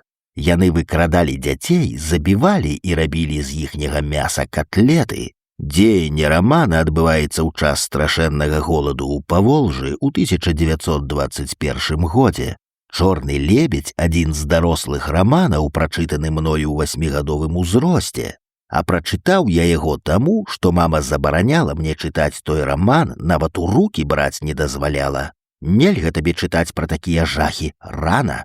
З-за гэтага чорнага лебедзя я ледзь не ўтапіўся на вачах у мамы, настолькі яна захапілася прыгодамі Макара Следапыта.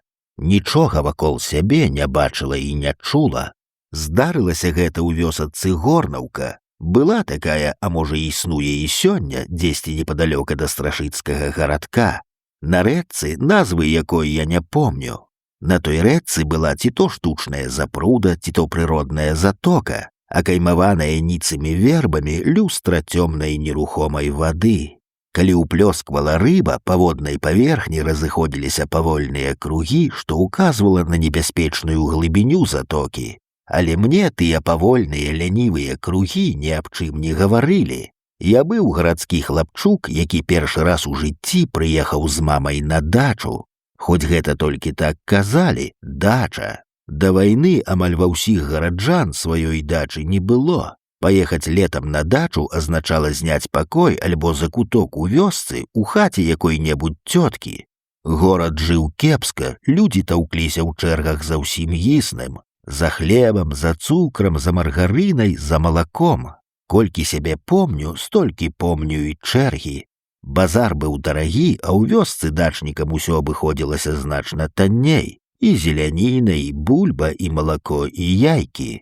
Дзеля сырадою, яшчэ цёплага, толькі што з каровіных цыцак, дзеля свежай з градаў, салаты і зялёнай цыбулі, дзеля маліны толькі што з куста, дзеля яечка толькі што з-пад нясушкі і здымалі дачу не для сябе, для дзяцей. Асабліва, калі сыночка ці дачушку трэба было хутчэй паставіць на ногі пасля якой-небудзь хваробы.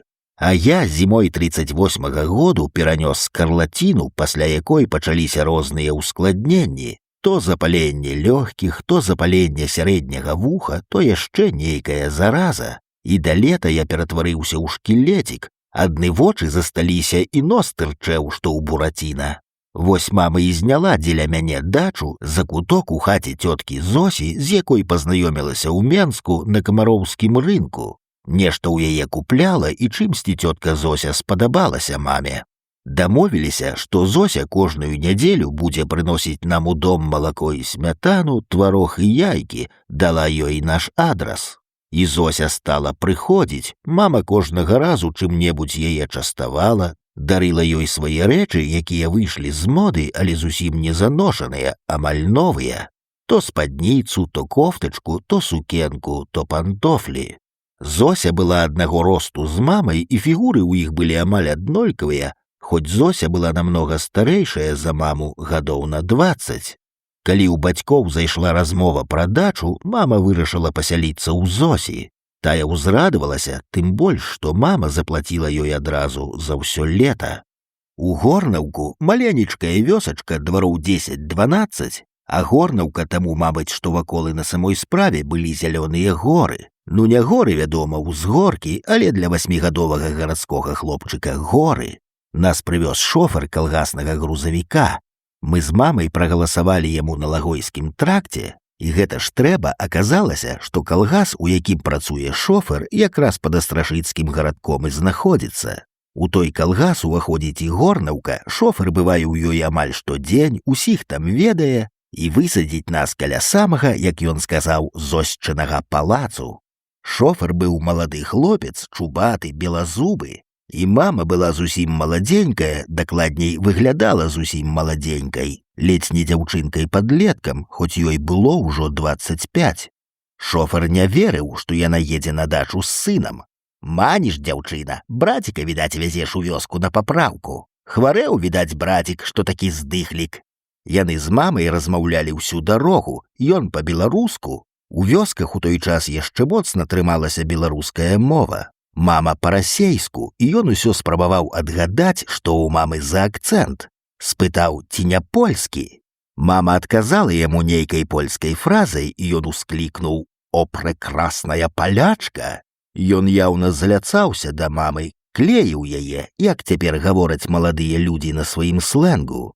Нешта шаптаў ёй на вуха, а яна хоць і чырванела, какетліва усміхалася, і вочы ў яе ззялі.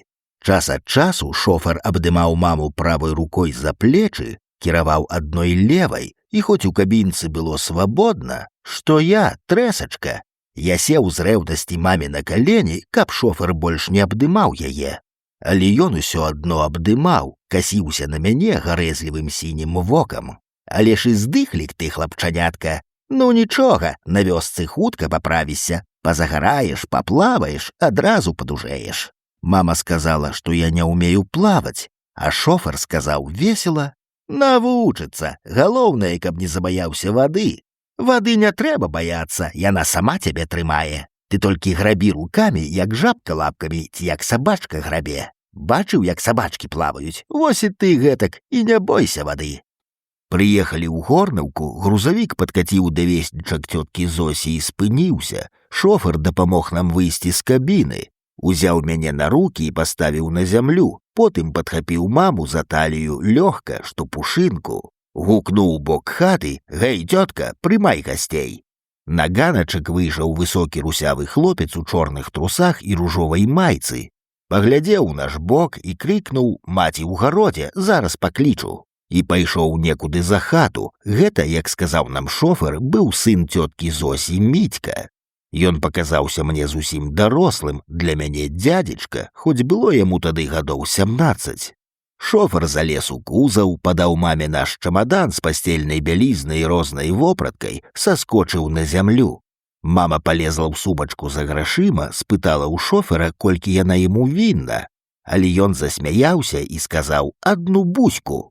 Мама таксама засмяялася, пачырванела, а шофер узяў яе за руку, прыцягнуў да сябе і чмокнуў у губы. І тут жа, смеючыся, залез у кабіну, бразнуў дверцамі. Грузавік фыркнуў, выпусціў воблачка шызага дыму, рвануўся і памчаўся па вулыцы, палохаючы куры гусей. А да нас ужо спяшалася цётка Зося, за ёю ішоў Мітька, канфузліва усміхаўся, паказваючы даўгія, белыя, што ў маладога каня, зубы. Цётка Зося была ў ватоўцы без рукавоў, у даўгой пярэстай паркалёвай спадніцы, басанож. У руцэ трымала серп з наліплай на лязо травою. Твар у цёткі Зосі быў цёмна-карычневы ад загару, нос бульбінкай аблуплены на кончыку. Блакітныя маленькія вочкі пазіралі разгублена, здзіўлена. Мама сумелася: «Вы што, мяне не пазнаяцё? Ці не чакалі?» Цётка Зося таксама сумелася: «Чаму не пазнаю? Пазнаю. Галіна Іванаўна, а гэта, пэўна, Валік?» І паўтарыла тое, што казаў пра мяне шофер. «Што гэта з ім, што ён такі здыхлік?» Сказала і сканфузілася: «Даруйце, нешта я не тое кажу». Мітька ўзяў наш чамадан, і мы ўсе накіраваліся да хаты, хоць якая гэта была хата.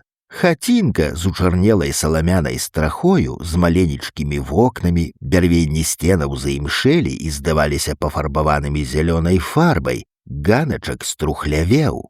У самой хаце было змрочна, затхла, амаль ніякай мэблі.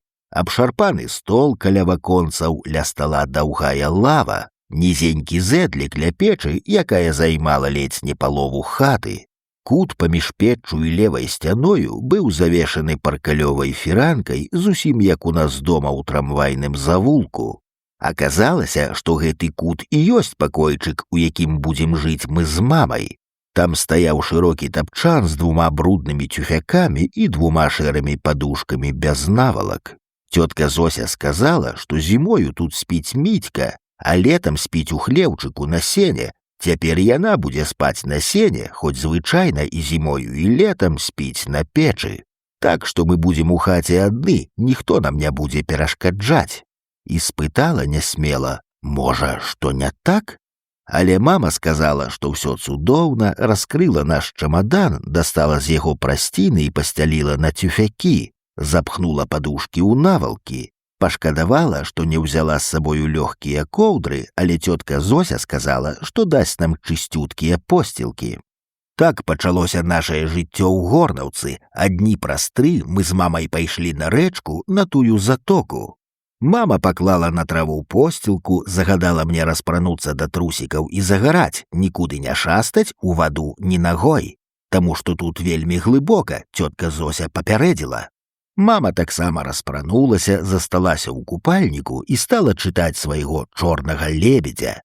Я паслухмяна сядзеў побач, з зайздрасцю глядзеў, як з віскам і рогатам купаюцца вясковыя хлапчукі, плаваюць пасярод затокі, і мне здалося, што і я так змагу. Ціхенечка ўстаў і пайшоў да вады. Доўга стаяў на невысокім абрыўчыку. Затока выглядала такой нястрашнай, уся ў вясёлых сонечных бліках, і гучэў у вушах падбухторваў голас шофера: «Не бойся вады, яна сама цябе трымае». Але інстынктыўны страх скоўваў, пад лыжачкай замірала, і, можа, я так і не адважыўся б кінуцца ў ваду, калі б не мама. Яна раптам спахапілася, што мяне няма побач, і закрычала: «Зараз жа адыдзі ад вады!» Пачуў і з нейкім адчайным жахам, раскінуўшы рукі, скочыў з затоку. Не плазам, а вертыкальна, салдацікам. Мяне адразу пацягнула на дно, быццам нехта схапіў мяне за ногі, вушы заклала. Апошняе, што адчуў, як саслізгваюць з бёдраў трусікі, і чырвоныя кругі паплылі перад вачыма. Ачуняў на беразе, на траве, як праз туман убачыў над сабою перапалоханы твар мамы і бледны, з прыліплымі да лба пасмамі валасоў твар Мітькі. Пачуў Мітькаў голас: «Ну, вочы адкрыў, цяпер трэба, каб як след задыхаў». У мяне балелі грудзі і рэбры балелі, так што не ўздыхнуць. Потым мне распавялі, як Мітька, калі выцягнуў маё цела на бераг, кулакамі ціснуў мне ў грудзі, рабіў штучнае дыханне. І на жывот ціснуў, і вада лілася ў мяне з рота, з носа, з вушэй, а я быў як мёртвы, не дыхаў. І Мітька раз-пораз прыпадаў да майго рота і ўдзьмухваў мне ў лёгкія паветра. Нездарма я нарадзіўся ў сародцы. Пра тое, што ў сародцы, то бок у мяшэчку плацэнты, што лічыцца шчаслівым знакам, ведаю ад бабулі Гэлі. Бо Мітькі жа не было з намі на рэчцы. Ён апынуўся там зусім выпадкова, хоць якая тут выпадковасць, гэта лёс. Мітька быў сельскім паштальёнам, развозіў на казённым ровары лісты па навакольных вёсках. Тою раніцай, калі мы з мамай пайшлі на рэчку, ён якраз павёз пошту ў суседнюю з Горнаўкай вёску. Вяртаючыся, вырашыў пакупацца, збочыў да затокі і яшчэ здаля пачуў пранізлівыя крыкі маёй мамы, убачыў натоўп хлапчукоў на беразе і зразумеў, што нехта ўтапіўся. Налёг на педалі, паімчаўся з усіх сіл, на месцы здарэння саскочыў з ровара і, не распранаючыся, бултыхнуўся ў затоку. Знайшоў мяне даволі хутка, я ўтапіўся каля самага берагу. У затоцы не было плыткага дна, там усюды адразу было глыбака, аб чым і папярэджвала тётка Зося. З тыдзень мама не адпускала мяне ад сябе ні на крок, нават з Мітькам не дазваляла хадзіць на рэчку. Але аднойчы ён сказаў маме, што трэба навучыць мяне плаваць. Я навучу, калі дазволіце. Ён зрабіў для мяне паплаўкі, сплёў іх сухенькіх трубачак чароту, абматаў тоненькімі, даўгімі, як шпагат, пруцікамі ніцай вярбы, 2 жгутамі, зробленымі таксама з чароту, злучыў паплаўкі паміж сабою, і я стаў плаваць, лежачы на гэтым катамаране. Пад наглядам Мітькі, вядома, і настаў дзень, калі Мітька, плывучы побач, непрыкметна выцягнуў з-пад мяне паплаўкі, і я нават не заўважыў гэтага, не зразумеў, што плыву сам. Напрыканцы жніўня мы паехалі дадому, і некалькі гадоў да самай вайны і акупацыі я не бачыў Мітькі, і цёткі Зосі не бачыў. Пасля смерці мамы яна перастала да нас прыходзіць. Убачыў іх у 1942 годзе восенню на камароўскім рынку, на якім я паштучна прадаваў цыгарэты. Я і яшчэ некалькі хлапчукоў, маіх сяброў, чысцілі нямецкім жаўнерам боты, седзячы на ходніку каля дому ўрада. У першыя месяцы акупацыі там быў салдацкі гатэль «Зольдатенхаус», і мы кожнага разу прасілі сваіх кліентаў, каб яны заплацілі нам цыгаретамі. Таму што, назапасіўшы штук 20 і прадаючы іх потым паштучна, можна было зарабіць большыя грошы, чым тыя, што немцы кідалі нам у шапку. І вось, шныраючы ў натоўпе таўкучкі і прапануючы цыгареты, я ўбачыў, што каля плоту, які агароджваў базар, там, дзе звычайна стаялі сялянскія фурманкі, на адной з фурманак на мяхах з бульбай сядзіць цётка Зося у хустцы і ў кажуху, хоць быў пачатак лістапада і накрапваў дождж. Я ўзрадваўся, праціснуўся да фурманкі, крыкнуў «Здравствуйте, тётя Зося!». Але яна зірнула на мяне пахмурна, нібы не пазнаючы, і твар у яе быў чужы, варожы. Гледзячы на мяне і ў той жа час некуды ў бок, загаварыла, але нібы не да мяне звярталася, а да некага, каго тут не было. Усе цяперака да цёткі Зосі, а раней дык і не заўважалі. Як я, бывала, час кошыкамі ў Мінск цягнулася да страшыцаў, а яны на машынах едуць, паны гэтыя. І ні адзін не спыніцца, каб падвесці, а роны гэтыя, разынблюбы пархатыя. Але прыйшла на іх пагібель. Я разгубіўся, не зразумеў, чаму яна так гаворыць пра разынблюмаў, якія да вайны жылі ў нашым двары ў трамвайным завулку, якім яна таксама прыносіла малако і смятану, прычым тут машыны. У разынблюмаў не было машыны. А тётка Зося, па-ранейшаму гледзячы некуды міма мяне, сказала: «Праўда, пра тваю маці кепскага не скажу, хорошая была кабетка, і пачастуе, бывалача, і транту якую сваю падорыць, царства ёй нябеснае». Я ўжо хацеў пайсці, але тут да фурманкі падышоў паліцай у чорным шынялі і чорнай пілотцы, на плячы ў яго вісела вінтоўка. І я ўбачыў, што гэта Мітька, і пазнаваў яго і не пазнаваў. Твар ягоны быў грубы, нядобры, вочы калючыя.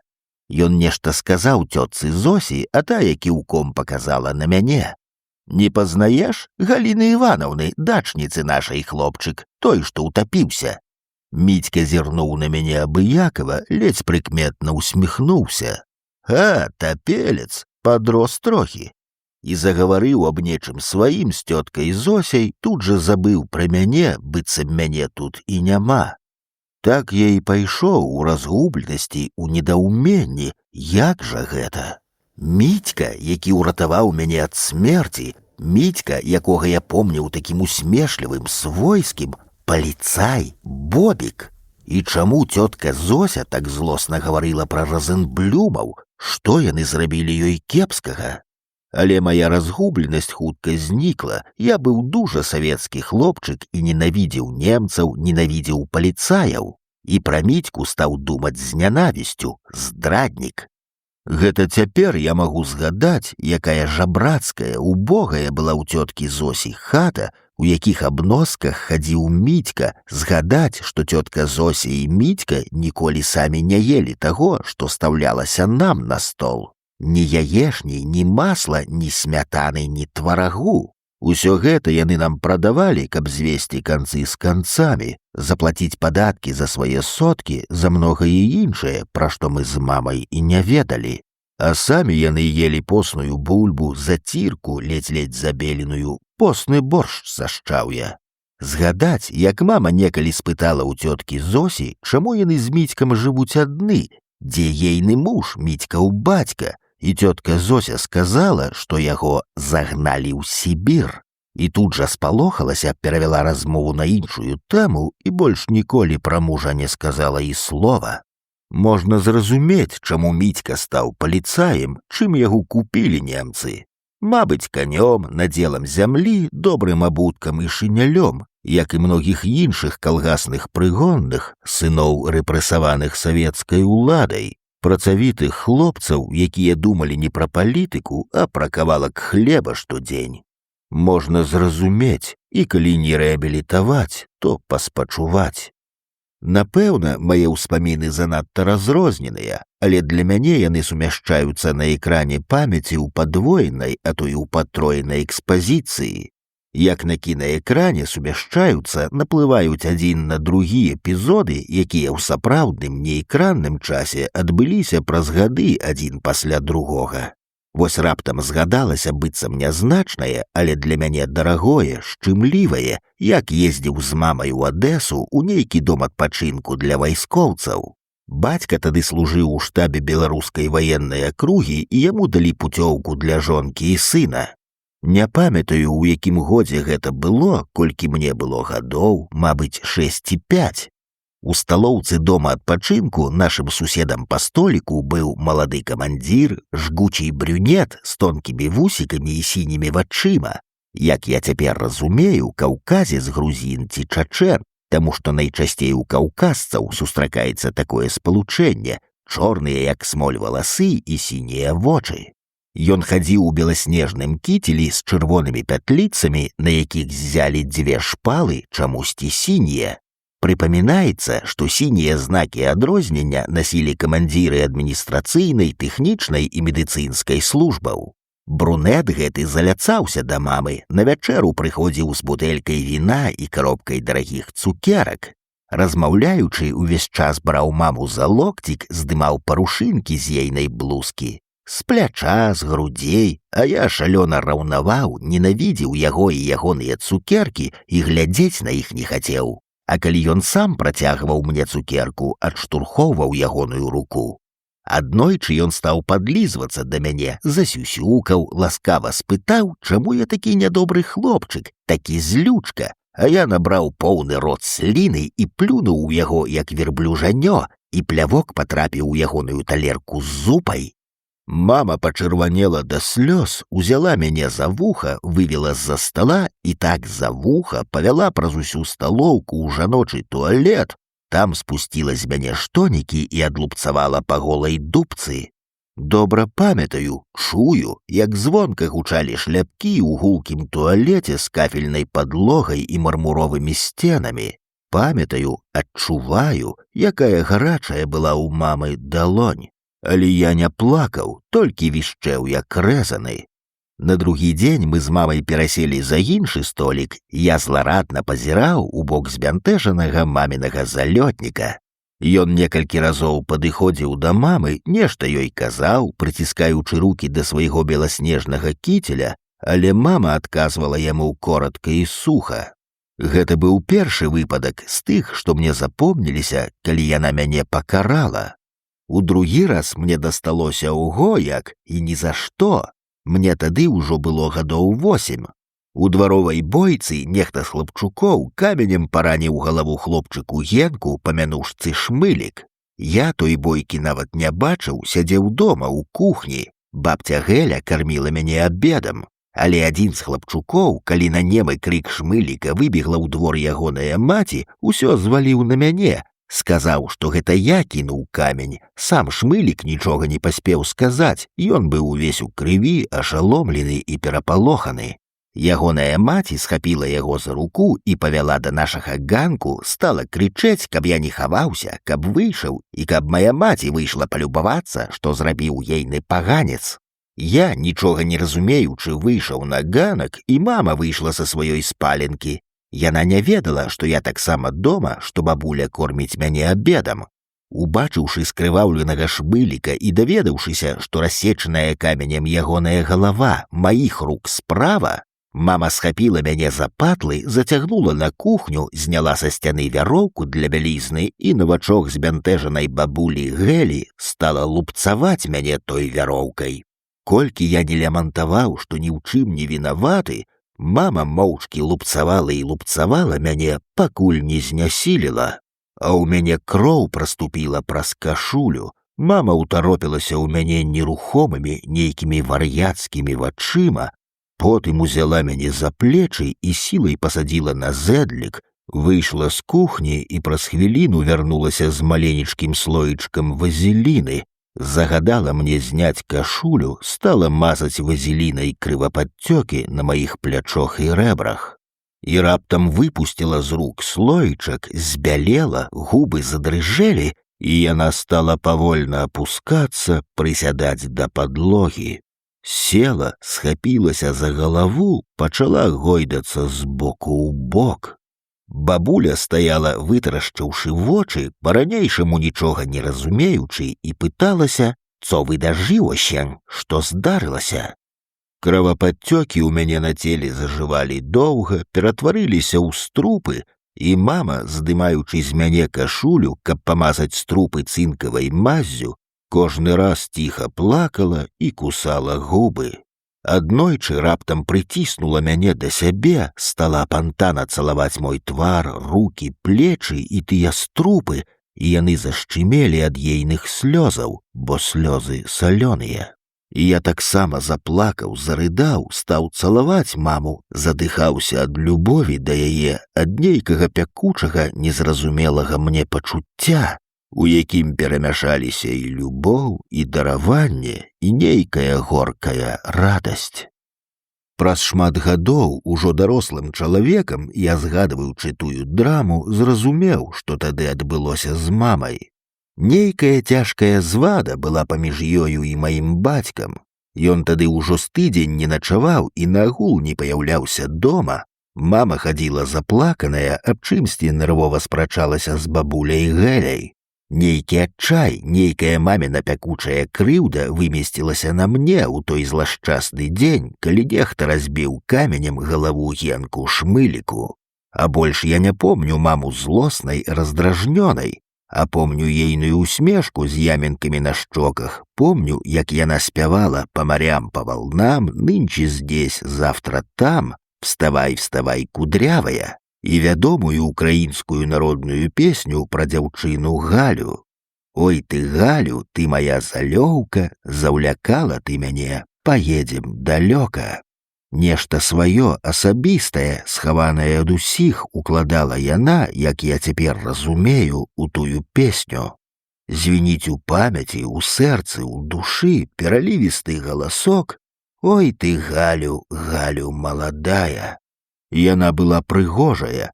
Ёсць фотаздымак, які мама некалі падарыла сястры майго бацькі, Соф'і Мікалаеўне. Тая жыла ў Маскве, таму здымак і захаваўся. Усе астатнія нашыя сямейныя фатаграфіі згарэлі ў час вайны. Пасля вайны, даведаўшыся, што ў мяне няма аніводнай мамінай фоткі, Соф'я Мікалаеўна аддала мне той здымак. Маме на ім гадоў 25, валасы зачасаныя на прамы прабор, апранута ў доўгі жакет з шатландкі. І хоць фотаздымак чорна-белы, памятаю, што жакет быў цёмна-зялёны з аранжавымі квадратикамі. Лёгкая, ледзь задумлівая усмешка, чароўны авал твару, характэрныя польскія рысы, якія я не магу перадаць словамі, але ўсе, каму я паказваў здымак, адразу казалі, што, пэўна, жанчына на ім полька. А за гэтым тварам я заўсёды, калі гляджу на яго, бачу іншы. Глянцавіта-жоўты, маленькі, старэчы і дзіцячы адначасова з заплюшчанымі пасінелымі векамі. Чорная хусцінка на галаве, сняжынкі іскраць на хусцінцы, на лбе, на шчоках, на жоўтых пальцах, складзеных на грудзях рук, і не расстаюць. Яна ні разу не прыходзіла да мяне ў сне, ні разу за ўсе тыя 64 гады, якія прабеглі з дня ейнай смерці, не прыходзіла ні ў шчаслівыя, ні ў горкія мае дні. Часам думаю, чаму яна адлучылася ад мяне там, у сваім небыцці, на тым свеце. Можа, таму, што я не прыходжу на ейную магілу, але магілы няма, яна знікла. І пра мамін сон распавёў той, што прадказаў ейную смерць. Гадоў 15 таму гэты мамін сон асабліва востра згадаўся мне. У тую ноч, калі прарочы сон сасніўся мне самому, толькі ён быў шчаслівы.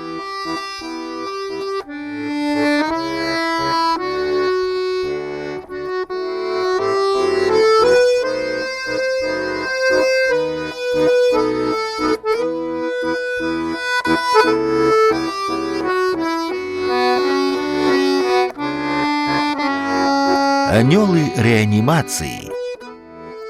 Недзе ў 1988 ці 89 годзе я перанёс цяжкую хірургічную аперацыю, ляжаў у 4-й клінічнай больніцы. Першыя 3 дні ўсё ішло добра, хірург у ролях Яўген Сцяпанович Скачок радаваўся, але на 4-й дзень у мяне раптам катастрафічна панізіўся крывяны ціск. У той дзень мяне наведаў сын, сядзеў каля майго ложка. Мы гутарылі, жартавалі, і ў нейкі момант я ўбачыў, што зялёна-белая сцяна палаты зрабілася чорнай і валіцца на мяне. Ачуняў у рэанімацыі, увесь аблытаны нейкімі правадочкамі, шлангамі, нават у носе, у наздры у мяне быў ці то правадочак, ці то танюткі гумавы шланг. У локцевым згібе левай рукі тырчала ігла кропельніцы. І было дзіўнае трывожнае адчуванне, быццам хтосьці стаіць над маёю галавой за спінкай ложка, і я паспрабаваў убачыць, хто. Выварочваў шыю, касавурыўся на сваю патыліцу, занятак дурны, вочы вывіхнеш, а не ўбачыш, але я спрабаваў і спрабаваў. Так працягвалася некалькі дзён. Я засынаў і прачынаўся з гэтым трывожна-жудасным адчуваннем, што хтосьці нябачны ўвесь час побач, што гэты хтосьці пільна глядзіць на мяне. Я разумеў, што паміраю, але панічнага страху не было. Быў проста страх, нават не страх, а цяжкі неадольны сум, думкі пра жонку, пра сына, пра ўсіх блізкіх. Сын тады яшчэ быў неўладкаваны, усё ў яго было неакрэсленае, хісткае, і думалася з болем, што яшчэ горш будзе яму без мяне. А жонку мая смерць падкосіць бязлітасна, разбурыць ейнае жыццё мы разам са студэнцкіх гадоў, і як жа яна застанецца без мяне. Думаць аб гэтым было невыносна, і я бездапаможна плакаў. Вядома, гэта быў жаль не толькі да жонкі, да сына, да ўсіх блізкіх. Гэта я і сябе самога шкадаваў, па сабе плакаў. Свядомасць умее бараніцца, затушоўваючы жах знікнення твайго я, жалем да блізкіх, страхам за іх. Але ў гэтай выкрутлівасці свядомасці вялікая міласэрнасць прыроды, ейная мудрасць, так бы мовіць, загад, памірай, але жыта сей. І вось сон, саснілася, быццам я сяджу ў дворыку у сябе на лецішчы, на бярозавай калодзе, якая замяняе лаву, а побач са мною сядзяць мой бацька-нябожчык і нябожчык-цесць Зміцер Іванович.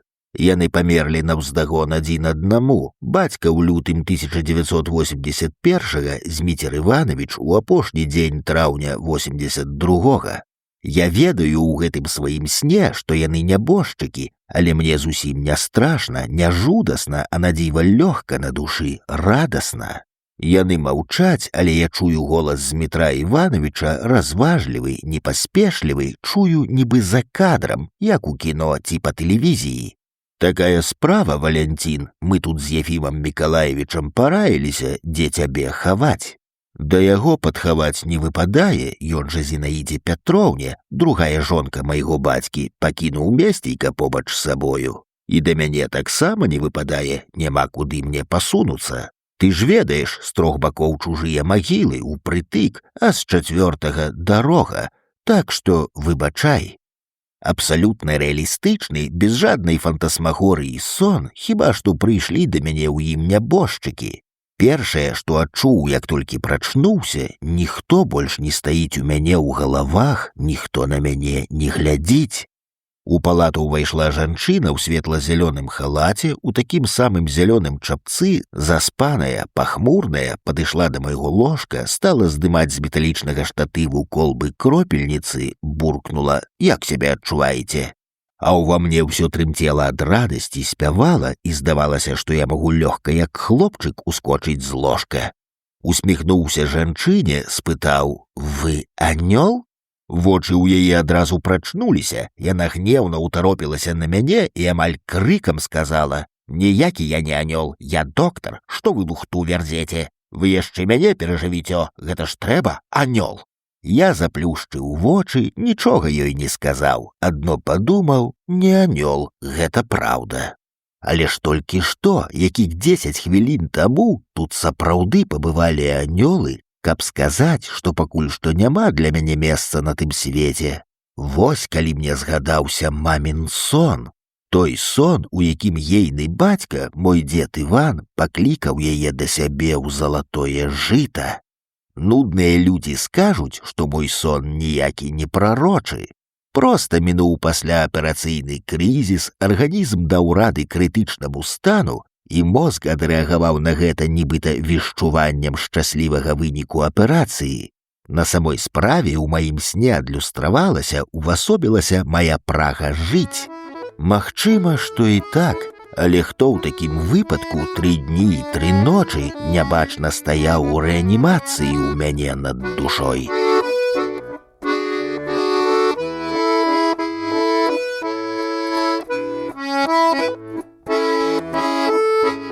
Золотое слово «Париж». Сон Ірыны Басавай. Ірына Басава, жонка вядомага мастака Барыса Заборава, дачка расейскага паэта Барыса Карнілава.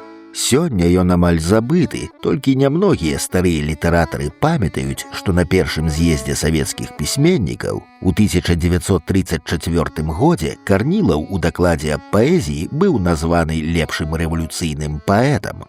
Дакладчыкам быў Мікалай Бухарын, што адгукнулася Карнілаву ў 37-м, калі Бухарына расстралялі як ворага народа, а лепшым, самым таленавітым паэтам нашай савецкай эпохі Сталін абвясціў Маяковскага. Тое, што Бухарын некалі пахваліў Карнілава, абярнулася для паэта смяротным прысудам. Яго расстралялі ў 38-м за некалькі месяцаў да нараджэння Ірыны. На 20 гадоў ягонае імя знікла з літаратуры. У анталогіі расейскай паэзіі «Строфы века», укладальнікам якой быў Евгений Евтушенко, анталогія, дарэчы, убачыла свет у нас у Мінску у выдавецтве «Паліфакт», якое стварыў і якім доўгі час кіраваў пісьменнік Евген Будзінас. Змешчаны некалькі вершаў Карнілава. Сярод іх верш, які быў пакладзены на музыку Дмітрыем Шастаковічам для кінафільма «Сустрэчны» і стаў песняй. Яна так и называлася «Песня об сустрэчным». Нас утро встречает прохладой, прохладой встречает река, кудрявая, что ж ты не рада призывному пению гудка. Не спи, вставай, кудрявая, в цехах звеня, страна встает со славою навстречу дня. Песня зрабілася шлягерам, альбо, як цяпер кажуць, хітом. У 30-е гады мінулага стагоддзя яе спявала ўся моладзь. Нават пасля расстрэлу Карнілава песня гучала па радыё, выконвалася з эстрады. Вядома, імя аўтара не называлася. У біяграфічнай натацыі пра Карнілава Евгений Евтушенко з горыччу напісаў, што, магчыма, калі паэта вялі на расстрэл, песня гучала недзе побач. Час ад часу гучыць яна і сёння ў настальгічных радыёперадачах расейскага радыё пра забытыя мелодыі. Адразу пасля арышту Карнілава на дапамогу яго жонцы кінуўся мастак Якаў Александрович Басаў, які даўно кахаў гэтую жанчыну. Ён тэрмінова аформіў з ёю шлюб. Зрабіць гэта было проста, таму што Карнілаў і маці Ірыны былі не распісаныя. Але няпростым было іншае, Басаў рызыкаваў свабодай і нават жыццём, прыкрываючы сваім прозвішчам ад пільнага вока НКВД члена сям'і ізменніка родины, ЧСІР у абрэвіятуры. ЧСІР – гэта быў артыкул, па якім людзі атрымлівалі лагерныя тэрміны, а то і вышку. На шчасце, усё абышлося. Люсяй, маці Ірыны, сталінскі хапун чамусьці не зацікавіўся. Пра тое, хто яе родны бацька, Іра ведала з дзяцінства, але Якава Александровича заўсёды называла татам і вельмі яго любіла. Ён, дарэчы, выхоўваў яе і свайго сына ад шлюбу з Люсяй адзін. Люся памерла неўзабаве пасля вайны. Сям'я жыла ў Ленінградзе, на ўсё лета ад'язджалі ў Крым у Алупку, дзе ў Якава Александровича быў уласны дом на беразе мора. Ён быў акварэліст, пісаў у асноўным мора. У мяне ёсць адна яго работа «Прыбой» з надпісам «Дарагі Валянцін, дзякуй за чарадзейны раман, выдатны пераклад і ваша добрае сэрца». Гэтую акварэль Якаў Александрович падарыў мне ў знак падзякі за падораны яму мною раман Габрыэля Гарсія Маркеса «Восень патрыярха», які я 20 гадоў таму перакладаў на расейскую мову разам з Карласам Шэрманам. Не ведаю, як наконт майго добрага сэрца, а вось у Якава Александровича яно было сапраўды добрае. Я рэдка сустракаў такіх добразычлівых, мяккіх, спагадліва-іранічных і заўсёды крышачку журботных, печальных, па-расейску кажучы, людзей. Для мяне Крым, Чорнае мора, млява-спякотная алупка — гэта Якаў Александрович, яго дом-майстэрня, хоць я быў там толькі адзін раз. У алупцы некалі сустрэліся ўпершыню Іра і Барыс Забораў. Ён вучыўся ў Ленінградзе ў інстытуце жывапісу, скульптуры і архітэктуры імя Рэпіна і прыехаў у алупку на практыку, на пленэр. Знаёмства прадоўжылася ў Ленінградзе, і неўзабаве Барыс з Ірай пабраліся. Вучобу Барыс заканчваў у Маскве ў мастацкім інстытуце імя Сурыкава, куды перавёўся з Рэпінкі, а па заканчэнні вучобы прывёз Іру ў Мінск. Ён карэнны мянчук, тут жылі яго бацькі. Абрам Забораў быў даволі вядомы ў свой час жывапісец-сацрэаліст, аўтар такіх манументальных палотнаў, як «Клятва мсціўцаў», яны стаялі насмерць перад бурай, Леніну разліве і да таго падобнага. Не памятаю, калі я пазнаёміўся з Ірай і Барысам, вельмі даўно, калі яшчэ іх дачцэ Машы было гадоў 5 і яшчэ не нарадзіўся Кірыл, а цяпер Машы за 40 і пад 30 Кірылу. Мы пасябравалі адразу, і кола блізкіх сяброў у нас было агульнае. Паэт Навум Кіслік, Саша Адамович і Мікола Крукоўскі. Абодва працавалі ў Інстытуце беларускай мовы і літаратуры Акадэміі навук БССР, і Саша не быў яшчэ знакамітым пісьменнікам, а Мікола — доктарам філазофіі. Олег Сурскі, тады яшчэ не мастацтвазнаўца і дызайнер, а журналіст. Пазней, на пачатку 60-х, у гэтае кола ўвайшоў паэт Фёдор Ефімаў, у той час афіцэр савецкай арміі. Гэта, так бы мовіць, людзі з літаратурнага стану. А з мастакоўскага ў тое наша кола сяброў уваходзілі Георгій Паплаўскі і яго жонка, мастачка Наталья Лебедзева, на прозвішча мужа яна перайшла потым. «Гремит искусство трубный глаз, и к черту быть с глухой защелкой. Наташенька, девчонка с челкой, над голубой светлынью глаз». Так я напісаў тады ў вершы «Крылья», прысвечаным Наташы. Уваходзе ў тое кола і цудоўны скульптар, незабыўны Анатоль Анікейчык, чыя заўчасная смерць напрыканцы 80-х і сёння жывая рана, боль і смутак. Збіраліся мы амаль кожны вечар, як адна сям'я. Быў час кухонных размоў, гады ўнутранай эміграцыі, калі толькі з самымі блізкімі людзьмі можна было гаварыць і спрачацца аб набалелым, аб тым, што дзеецца ў краіне. Збіраліся то ў мяне на Якуба Коласа ў маёй хрушчобе Палутарцы, то ў Сурскага, то ў цеснай кватэрцы Крукоўскага ў Заводскім раёне, то ў Кісліка на Фрунзе 3, то ў Заборава у яго кааператыўнай, цудоўнай па тых часах кватэры ў доме, які стаяў і стаіць на рагу праспекту Скарыны і вуліцы Макаёнка. Дзіўнае адчуванне, калі вымаўляеш «вуліца Макаёнка». Я добра ведаў гэтага чалавека, больш таго, у свой час мы былі сябрамі. Неаднойчы сядзелі разам за добрай чаркай, дзяліліся адзін з адным самым асабістым, затоеным. І вось ён, вуліца, сіняя шыльдачка на доме, часцінка роднага гораду. Забораў, дарэчы, таксама добра яго ведаў, хоць адносіны паміж імі былі даволі прахалодныя, часам нацягнутыя. Таму шмат прычын, аб іх калі-небудзь потым, калі само ўвойдзе ў радок. Аднак вуліца злучыла Барыса і Андрэя непарыўна зліліся іх імёны. Думаю, што будзе некалі на Забораўскім доме вісець памятная шыльда. Тут жыў выдатны беларускі і французскі мастак Барыс Абрамавіч Забораў. З Ірыным вяшчунскім сном, да якога нарэшце даходзіць чарга, звязана для мяне ў гэтых успамінах адна вячэра ў Заборавых. У Заборовых часта бывалі заезжыя госці з абедзвюх сталіц, дзе ў Барыса была безліч сяброў і знаёмых сярод мастакоў, літаратараў і артыстаў. А Куджава і Горын давалі ў Мінску літаратурна-музычныя канцэрты, і пасля аднаго з іх Забораў запрасіў абодвух на вячэру. На яе сабралася ўся наша кумпанія, і вузкае кола, і нявузкае. Без запрашэння набеглі шматлікія знаёмыя, напаўзнаёмыя і нават амаль незнаёмыя. Паглядзець на жывога Акуджаву. Вядома, усе спадзяваліся, што ён будзе спяваць, бо адна справа слухаць яго са сцэны ці ў запісе, і зусім іншая ў хатняй абстаноўцы. Але Акуджава быў вельмі стомлены і спяваць не збіраўся. Затое расказваў анекдоты, розныя байкі, дасціпныя, аднак не так проста смешныя, як сумныя, смех праз слёзы. А рагаталі мы да ўпаду, слухаючы Горына. Калі Барыс папрасіў: «Грыша, выдай што-небудзь», Горын меланхалічна спытаў: «У вас у хаце правда ёсць? Ну, газета. Ёсць? Цудоўна. Я вам прачытаю перадавы артыкул. У кожнай перадавіцы правды бездань гумару».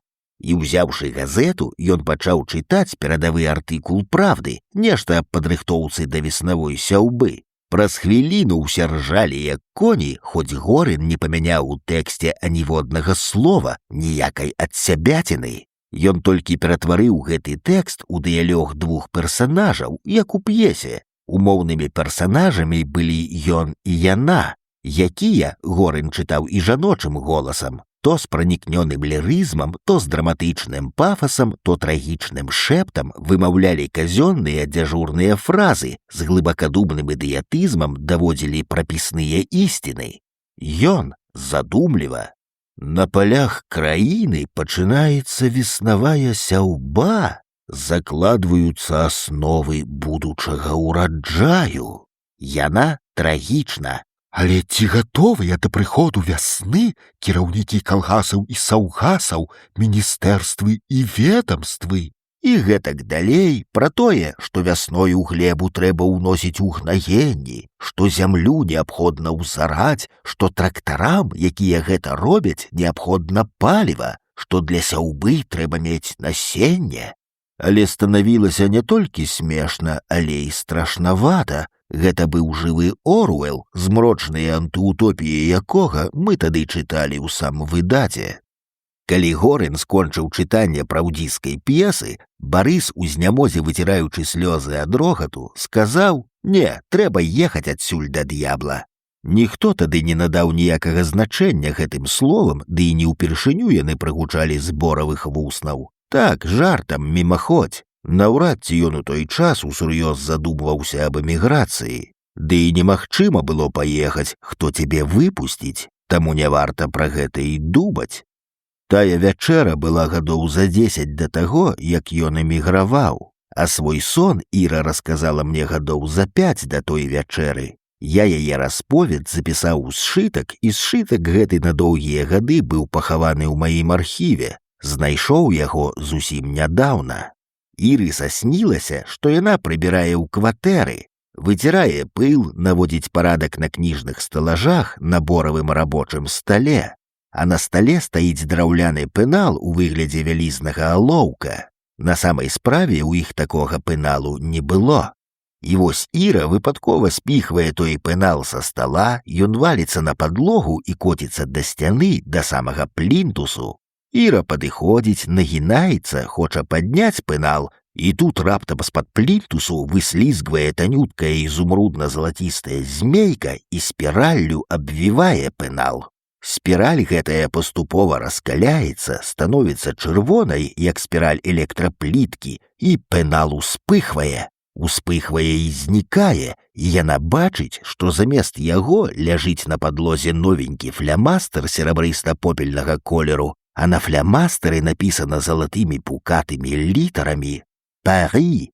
Іра падымае флямастер, абмацвае пальцамі пукатыя залатыя літары, нібы чытае іх як сляпая «П-А-Р-І-С» і прачынаецца. Напрыканцы 1979 году Заборавы эмігравалі, але не ў Парыж, а ў Вену. Праводзілі іх усе сябры і знаёмыя, ішлі да іх цэлы дзень і цэлы вечар. Дзверы не зачыняліся, як гэта бывае, калі ў доме нябожчык і людзі збіраюцца на пахаванне. Гэта і было як пахаванне, хоць было шумна і гаманліва. На сталах у пакоі і на кухні стаяла гарэлка, віно, горы бутэрбродаў на талерках. Ніхто нікога не запрашаў да стала. Падыходзь, налівай, закусвай. Акрамя сяброў і добрых знаёмых, увесь час таўкліся нікому невядомыя людзі. Мастацтвазнаўцы ў цывільным з сур'ёзнымі заклапочанымі тварамі з учэпістымі позіркамі. Прысаджваліся да стала, курылі на лесвічнай пляцоўцы каля ліфта.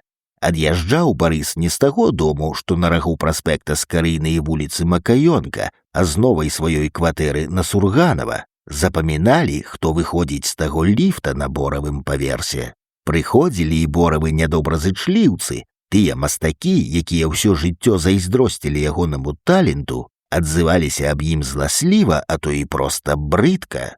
Прыходзілі са спачувальнымі мінамі, маўляў, як табе не соладка будзе на чужыне, каму ты там патрэбны? А тут тебе все-таки ведалі і цанілі, чаго табе не хапала? А не хапала яму паветра. І абрыдла жыць ізгоем, абрыдла жыць ва ўнутраным гета, куды яго старанна заганялі і некаторыя калегі з начальніцкімі пасадамі, і партыйныя куратары мастацтва, якія заўсёды помнілі, хто забораў па нацыянальнасці. І калі яму, напрыклад, за лепшае кніжнае афармленне прысуджаўся медаль міжнароднай кніжнай выставы ў Ляйпцыгу, атрымліваць ехаў не ён, а які-небудзь чыноўнік з міністэрства культуры альбо хто-небудзь з выязных яго калег, а ён усё жыццё быў невыязны з той жа прычыны, не тая нацыянальнасць. Але пакінуў ён радзіму не праз сваю нацыянальнасць, проста адчуў, што сыдзе тут на нішто як мастак. Гэта было галоўным, жаданне стаць свабодным мастаком, свабодным ад дзяржзаказу, ад выстаўкаму, дзе тон заўсёды задавалі ідэйныя таварышы. Ён выпраўляўся ў свабодны пошук у свет, дзе ўсё будзе залежаць ад яго таленту і толькі ад таленту. У першыя месяцы пасля яго ад'езду, калі ён жыў у Вене, хадзілі чуткі, весткі, атрыманыя з добра інфармаваных крыніц, ад відавочцаў, якія на ўласныя вочы бачылі, што Забораў апусціўся да жабрацтва, просіць міласціну на венскіх вакзалах, альбо перадавалі, што ён спіўся, што за мізэрныя грошы малюе шыльды для крамаў. Аднак мы ведалі, што ўсё гэта хлусня, выдумкі тых, хто яму зайздросціў, а перш за ўсё выдумкі мастацтвазнаўцаў у цывільным, каб напалохаць тых мастакоў, якія таксама намыліліся паехаць. Мы ведалі, праўдзівыя весткі аб ім даходзілі па ланцужку знаёмых, якім можна было верыць, што Забораў збіраецца перабрацца з Вены ў Парыж, што ён поўны смелых задум і як ніколі ўпэўнены ў сабе. І аднойчы ён патэлефанаваў Алегу Сурскаму з Парыжа. Сон Іры ўсё ж аказаўся прарочым, нездарма на тым флямастары, што ёй сасніўся, стаяла залатое імя французскай сталіцы. Але гэта я цяпер ведаю, што яе сон быў прарочы. Доўгія гады я пра яго не памятаў, а можа і не ўспомніў бы, калі б не знайшоў у сваім архіве сшытак з запісам таго сну. І гэты мой расповед пра Барыса і Іру быў бы, відаць, зусім іншым без гэтага падсвятлення. Пасля ад'езду Барыса я напісаў верш «Ностальгія».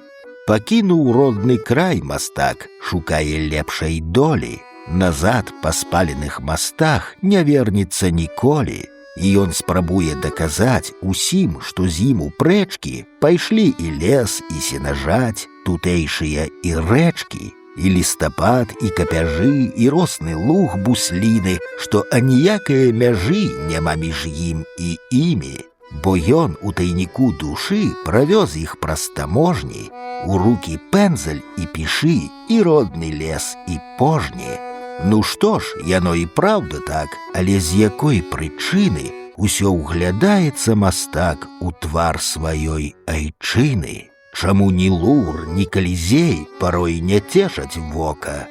Чаму яму штодзень бліжэй усё, што так далёка? Маленства бераг дарагі яго гукае дзесьці. Ніколі паціну тугі з палотнаў не саскрэпсці. І плача ён каля халстоў, калі ніхто не чуе, вуголле спаленых мастоў яго душу катуе. Але я памыліўся, у Барыса няма ніякай настальгіі. У вершы не яго настальгія, мая, мой сум па сябру. Але я і не памыліўся, ён сапраўды забраў з сабою сваю Беларусь, яе вобраз. Вобраз яе вёсак, вобразы яе дзядзькоў і цётак, дзядоў і бабуль, дзяцей і маладзіц, напісаных Заборавым у Парыжы, зрабілі яго знакамітым, адчынілі яму дзверы ў адну з самых славутых галерэй, галерэю Бернарда, і пайшлі выставы па ўсім свеце: Берлін, Амстэрдам, Стакгольм, Лондан, Брусель, Токіё, Масква, усё і не пералічыш. Беларусь ягонага сэрца аддзячыла яму за любоў новым маладым натхненнем. У мяне ёсць некалькі падораных ім работ, а форты да аповесці Дастаеўскага «Пакорлівая» уласнаручна адціснутыя мастаком са свайго арыгіналу на літаграфскім камні. Партрэт Пушкіна стылізаваны пад абраз, які адкрываў кнігу пушкінскіх казак у барысавым афармленні. Кнігу, дарэчы, доўга не хацелі выпускаць у свет, выбухнуў цэлы скандал, бо нехта з пільных барацьбітоў супраць сіянізму угледзеў, што нібыта Пушкін у Заборава выліты сіяніст, і ўсе астатнія казачныя персанажы таксама сіяністы. Нават залатая рыбка, чаму ў яе гарбаносы сіянісцкі профіль? Ёсць адна ранняя яго жывапісная работа, цяпер гэта сапраўдны унікум, стары Талін «Вулачка». Палатно, поўнае суму, нават тугі, нейкай няўтульнасці жыцця. Фізычна адчуваеш подых нядобрага халоднага ветру. І як выспачка надзеі, у самым куточку карціны ўнізе справа зялёны квадратик, газончык травы на шэрай брусчатцы. Гэты квадратик стаўся праз дзесяцігоддзі з дня напісання карціны цэлым вялізным новым абшарам творчасці, ды ўжо не дома.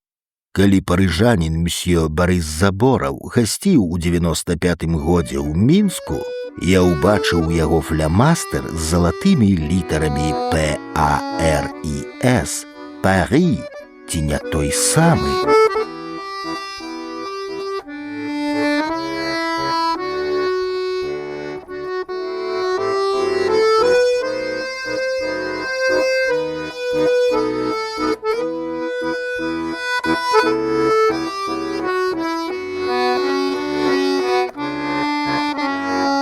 Што за рысай? Споўнілася 10 гадоў з дня смерці Алеся Адамовіча. 10 гадоў, а я ўсё яшчэ не магу адысці ад яго на тую адлегласць, якая патрабуецца для дэталёвага расповеду пра яго. Нібы стаіш над свежай магілай і душаць слёзы. Сон аб тым, што ён памёр, сасніўся мне за паўгоду да таго, як гэта здарылася. Рэалістычны, як амаль усе мае сны, прарочы, злавесны сон. Я ўваходжу ў менскі касцёл святых Сымона і Алены, у касцёле паўзмрок ідзе набажэнства. На даўгіх дубовых лавах сядзяць людзі, у касцёлах, у адрозненне ад праваслаўных храмаў, ёсць лавы. Трымаюць у руках малітоўнікі, перабіраюць у пальцах ружанцы, варушаць вуснамі. Я іду па праходзе паміж лавамі і раптам чую шэпт: «Валянцін, ты мяне шукаеш? Я тут, сядай побач». Паварочваю на шэпт галаву і заўважаю Веру Адамовіч, Сашаву жонку. Падсаджваюся да яе, нагінаюся да яе вуха, пытаюся таксама шэптам: «Чаму ты ў касцёле? Ты ж праваслаўная». Яна адказвае: «Якая розніца, усё адно храм». І тут я заўважаю, што яна ўся ў чорным, твар апухлы ад слёз, у руцэ заціснута маленечкая чорная карункавая хусціначка. «Што цябе сюды прывяло?» Пытаюся, адчуваючы, як мяне ахоплівае страх. «Ты каго-небудзь памінаеш?» Вера паварочваецца да мяне тварам. «Я думала, ты ведаеш, Саша памёр». Я прачнуўся ад жаху, прымусіў сябе прачнуцца, але палёгкі ад таго, што гэта, дзякуй Богу, толькі сон, не было, як бывае звычайна, калі вынырваеш з благога сну. Не адпускала трывога, нават не трывога, а цяжкае прадчуванне, што здарылася няшчасце. Ледзь дачакаўся 9 ці 10 гадзін раніцай, калі ўжо можна патэлефанаваць, не баючыся, што падымеш чалавека з пасцелі, набраў Сашаў нумар. Да тэлефона доўга ніхто не падыходзіў, і трывога мая расла, станавілася страшнай упэўненасцю. Але вось Вера ўзяла трубку. Голас быў вясёлы, звонкі, чулася толькі, што яна крыху запыхкалася, бегла, відаць, да тэлефона з кухні. «Алё, я слухаю». На сэрцы ў мяне адлягло, я паздароўкаўся, спытаў, як ні ў чым не бывала. «Што вас чуваць? Усе жывыя, здаровыя? Саша давно званіў з Масквы». Вера сказала, што ў іх усё ў парадку, а Саша так, званіў днямі, у яго таксама ўсё ў парадку. І спытала: «А што ў вас чуваць? Нічога не здарылася? Голас у цябе нейкі дзіўны». Вядома, я не стаў расказваць ёй свой сон. І не толькі ёй, нікому яго не расказваў. Ёсць прыкмета, што калі благі сон нікому не расказваць, дык ён не збудзецца. Праўда, ёсць іншая прыкмета, што наадварот, благі сон трэба расказаць, каб знішчыць яго злосную варожую энергію. Ды прыкметы падманваюць.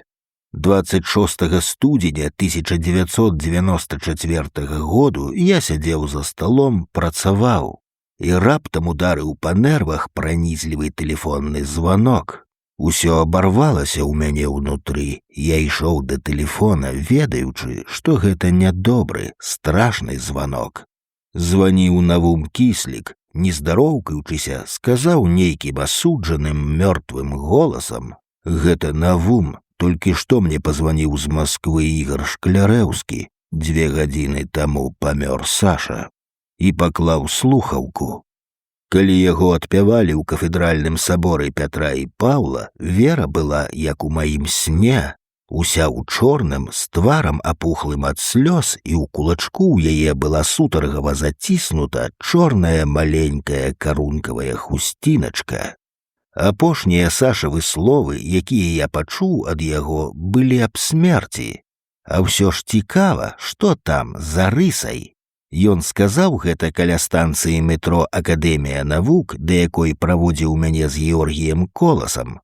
Гэта было на пачатку студзеня. Саша прыехаў у Менск з Масквы, дзе стала жыў і працаваў ужо доўгі час, каб сустрэць Новы год з сям'ёй. Сустрэў, а перад ад'ездам сабраў у сябе на акадэмічнай сваіх менскіх сяброў. Мы з Коласам заседзеліся пазней за ўсіх, і Саша перад тым, як класціся спаць, захацеў прайсціся з намі. Калі развітваліся там, каля ўваходу ў метро, ён зірнуў на неба, на ўсеяны зорамі праём у хмарах і сказаў тую фразу. І я адразу згадаў, пахаладзеўшы ад страху, свой сон. Лаяў сябе, верыш у забабоны, як цёмная вясковая баба. Але міжволі згадваўся і мамін сон, у якім ласкавы голас мамінага бацькі-нябожчыка паклікаў яе да сябе з высокага жыта. І яшчэ згадвалася, як аднойчы ў Дубултах, дзе мы з жонкай адпачывалі, жонка, прачнуўшыся, сказала мне, каб я схадзіў на пошту і патэлефанаваў Навуму Кісліку ў Менск. Я сасніла благі сон, у Кіслікаў нешта здарылася. Я пасмяяўся, але яна настойвала: «Пазвані». Пайшоў на пошту і патэлефанаваў: «Прывітанне, у цябе ўсё нармальна? Рэне нейкі нядобры сон сасніўся». І пачуў: «У нас вялікае няшчасце. Учора на паляванні загінуў Мацвей, яго выпадкова застрэліў саслужывец». Падпалкоўнік-ракетчык Мацвей Левін быў мужам сястры Навума, Зінаіды Левінай. Некалі яе імя стала вядомым усяму свету ў сувязі з першым у Савецкім Саюзе выпадкам паветранага пірацтва, калі 2 літоўцы, бацька і сын Бразінскасы, захапілі самалёт аэрафлоту, які выконваў рэйс з Адлера ў Менск, і ўгналі самалёт у Турцыю. Піраты ўжылі зброю, забілі сцюардэсу Надзею Курчынку і паранілі аднаго з пілотаў, якому Зінаіда, доктар па прафесіі, аказала першую дапамогу. Разам з Мацвеем Зіна вярталася тым самалётам з адпачынку. Аб усім гэтым я ўспомніў тады, развітваючыся з Сашам, аб той горкай весцы, якую прадчувала, пра якую загадзя ведала Рэня, хоць і не помніла, што менавіта бачыла яна ў сне. А яшчэ я згадаў сон майго сябра, пісьменніка Барыса Бур'яна, які сасніўся яму за 30 гадоў да чарнобыльскай катастрофы. Расповед Барыса пра гэты яго сон я занатаваў некалі ў сваім сшытку сноў. Ён убачыў у сне цалкам бязлюдны горад, над якім плылі разнакаляровыя аблокі, чырвоныя, зялёныя, жоўтыя, сінія, серабрыстыя, а на вуліцы стаялі сотні, тысячы аўтамабіляў, у якіх сядзелі мёртвыя людзі, і аўтамабілі гэтыя зіхацелі, пераліваліся ўсімі колерамі вясёлкі, і ад зіхацення гэтага станавілася страшна, жудасна, а над мёртвым горадам, нібы ў тых разнакаляровых аблоках, грымеў узрушаны голас. Узарваўся рэактар, узарваўся рэактар, узарваўся рэактар. Хто падае гэтыя весткі, што там за рысай? Мы прывыклі талдычыць, што там няма нічога, акрамя рэчыва сусвету, акрамя часу і прасторы, дзе нас ужо не будзе пасля смерці, таму што знікне наша свядомасць, субстанцыя ў дачыенні да матэрыі другасная. Усяго толькі запіс на адной з безлічы магнітафонных стужак прыроды. Праўда, на гэты конт пра зацятых матэрыялістаў з іх догмай першаснасці і другаснасці ёсць з'едлівая прыпеўка, а партийная ячейка потому первична, что первично естество, сознание вторично. Але гэта так, між іншым. Што такое свядомасць? Гэта блок інфармацыі. Зрокавай, гукавой, эмацыйнай, этычнай, дотыкавай, абаняльнай, пачэрпнутай з навучання, з кніжак, назапашанай у працэсе спазнання ўсім людствам і перададзенай кожнаму з нас. Але калі людзі навучыліся захоўваць інфармацыю, замацоўваць яе, фіксаваць на паперы, на кінаплёнцы, у аўдыё і відэазапісе, прыдумалі такую фенаменальную рэч, як інтэрнэт, стварылі віртуальную рэальнасць, дык чаму нельга дапусціць, што прырода і ў гэтым нас пераўзышла? Можа, наш інтэрнэт у параўнанні з інтэрнэтам прыроды такі ж прымітыўны, як наскальныя малюнкі першабытнага чалавека ў параўнанні з нашымі электроннымі цудамі? Ці не можа быць так, што свядомасць кожнага чалавека, калі б ён не жыў на зямлі, не знікае з яго адыходам, што блок назапашанай ім інфармацыі захоўваецца ў грандыёзным інтэрнэце сусвету ў выглядзе нейкіх згусткаў разумнай энергіі. І закон захоўвання гэтай энергіі такі самы непахісны, як усе іншыя фундаментальныя законы прыроды. О так, я разумею, што гэта дамарожчаная філазофія, ды не філазофія нават, а наіўныя фантазіі. Вучоныя мужы толькі пасмяюцца з мяне і лёгка пакладуць на абедзве лапаткі. Але, напэўна, не аднаму мне знаёмае дзіўнае, трывожнае, страшнаватае адчуванне, якое ахоплівае душу, калі глыбокай ноччу ў адзіноце глядзіш на зоры або калі стаіш над роднай магілай. Здаецца, што і на цябе нехта глядзіць з касмічнай бездані, што той, хто ляжыць у магіле, ведае, што ты прыйшоў да яго, і што не прыходзіш, ведае. Але тое самае і з жывымі. Блізкія людзі, як бы далёка не знаходзіліся яны адзін ад аднаго, могуць падаваць адзін аднаму вестку па загадкавых неспазнавальных каналах духоўнай сувязі. Адсюль і прарочыя сны, часам шчаслівыя, але часцей чамусьці фатальныя. Алесь прадчуваў свой адыход і вуснамі веры сказаў мне аб гэтым у маім сне. Я ўспамінаю пра яго ў мансардзе сваёй дачнай хацінцы на ўзгор'і 2, непадалёк ад славутай пісьменніцкай лысай гары. Пішу гэтыя радкі і слухаю, як шуміць вераснёўскі лес. Гэтаксама журботна і трывожна, як сосны на могілках у глушы над алесевай магілай. У лесе нехта некага кліча, гукае, і мне чуецца: «Саша!» І чуецца, здаецца, «Я!» Вечнае рэха алесевага жыцця адляцелага туды, дзе зоры з густкам разумнай энергіі Хай нудзягі даводзяць, што ўсё гэта містыка.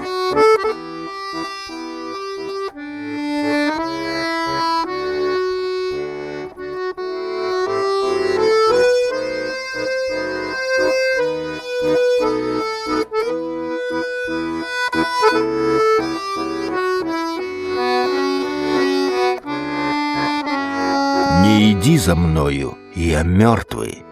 Гэты сон сасніўся мне праз 3 гады пасля смерці Алеся. Даўно на святкаванні дня народзінаў аднаго з маіх сяброў Міколы Крукоўскага я, узяўшы чарку і знаходзячыся ў добрым гуморы, стаў жартаўліва паказваць, як Мікола і ўсе мы, хто сядзіць за сталом, будзем выглядаць, калі пастарэем. Я паказваў, а ўсе жыццярадасна ржалі. Нам было каму каля 30, каму крыху за 30, і старасць здавалася такой далёкай. Памятаю, усіх перабраў, усіх паказаў у абліччы будучых старычкоў, акрамя Адамовіча. Ён нават нібы пакрыўдзіўся, прабасіў, а мяне чаму абышоў, выткнуўся. Але я не выткнуўся, проста ён аказаўся адзіным, каго я не змог уявіць старым. Час паказаў, што не выпадкова, ён і ў 60, і ў 65 старым не зрабіўся, таму што старасць — гэта не ўзрост, а светаадчуванне. Стары той, хто жыве толькі мінулым, калі горб мінулага становіцца адзіным паплаўком, які трымае цябе на хвалях жыцця, а старыя ідэалы становяцца скасцянелай асновай архаічнага светапогляду. А Саша заўсёды быў тут і на крок наперадзе. Бягуць гады без яго.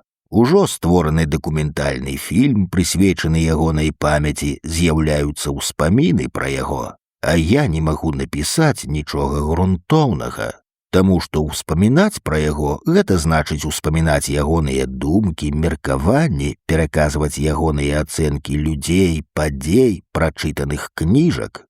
Але ён сам пра ўсё гэта гаворыць лепш за мяне сваімі кнігамі, усім тым, што пакінуў. А без гэтага сюжэтная канва нашай 40-гадовай дружбы звычайная, у ёй няма крутых паваротаў. Хадзілі адзін да аднаго на дні народзінаў, разам сустракалі святы, разам ездзілі ў дамы творчасці адпачываць, у Дубулты, у Піцунду, у Кактыбель. Пра што тут распавядаць?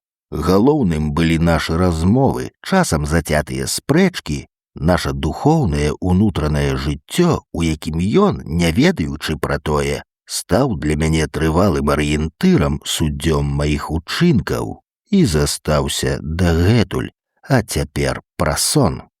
Пісьменнік Юрый Чарніченка, блізкі Алесяў маскоўскі сябра і мой блізкі знаёмы, сказаў, што я гэты сон прыдумаў.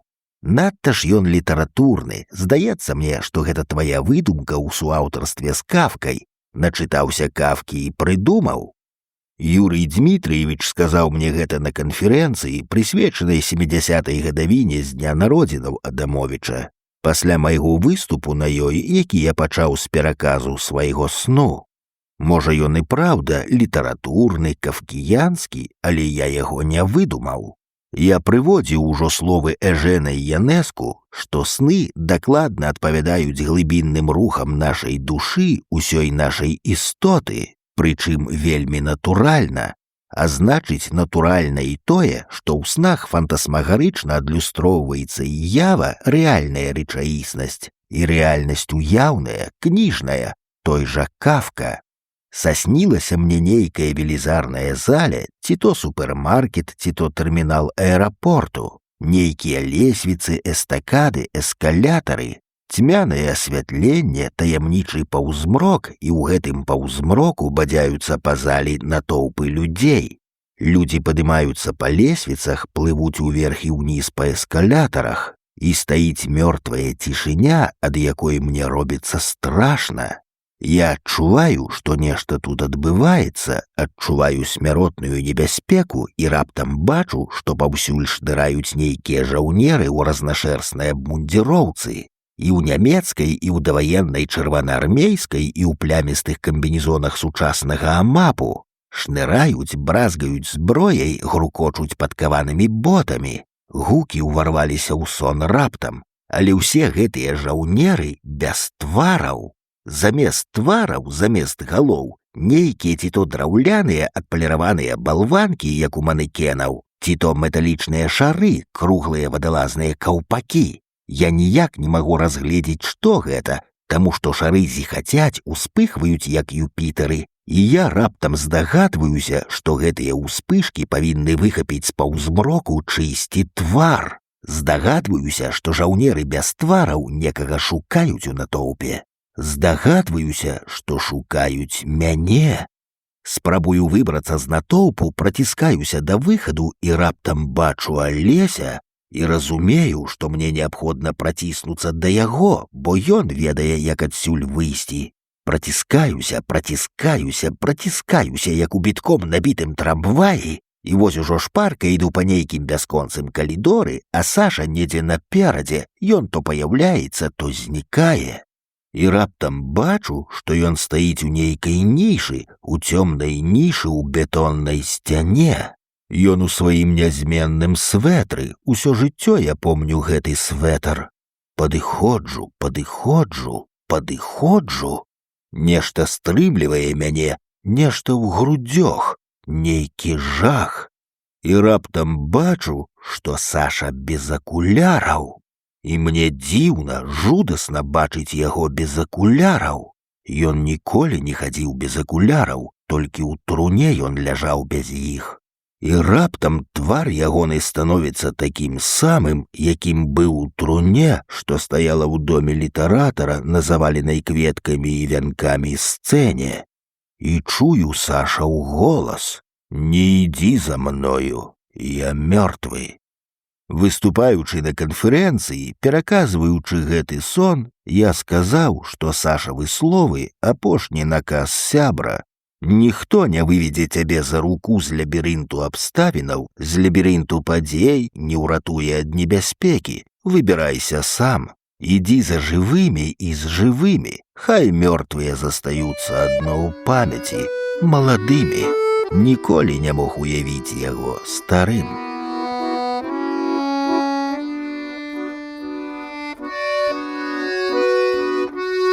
Шчаслівы сон у руку. У расповедзе «Вайсковыя могілкі» я ўжо расказваў, што калі я вярнуўся ў Мінск з партызанскага лесу ў ліпені 44-га, то не знайшоў сваіх блізкіх, бабулі Гэлі, сястры Таісы і цёткі Люсі, і не ведаў, дзе яны, што з імі здарылася цэлых 17 гадоў. Прарочы сон, які прадказаў мне ў хуткім часе сустрэчу з імі, частка гэтай гісторыі разлукі, і прывесці яго трэба было б у тым жа раздзеле. Але памяць спахапілася амаль праз 2 гады пасля напісання «Вайсковых могілак», калі ажылі падрабязнасці таго сну. Я доўга шукаў сваіх блізкіх, яшчэ ў 44-м паслаў запыт ва ўсесаюзнае бюро пошуку асобаў, якія прапалі без весткі ў час вайны. Было такое бюро, здаецца, у Бугуруслане ці ў Барнаулі, не памятаю. Напісаў таксама ў савецкі Чырвоны крыж і ў міжнародны, і ў польскую амбасаду ў Маскве.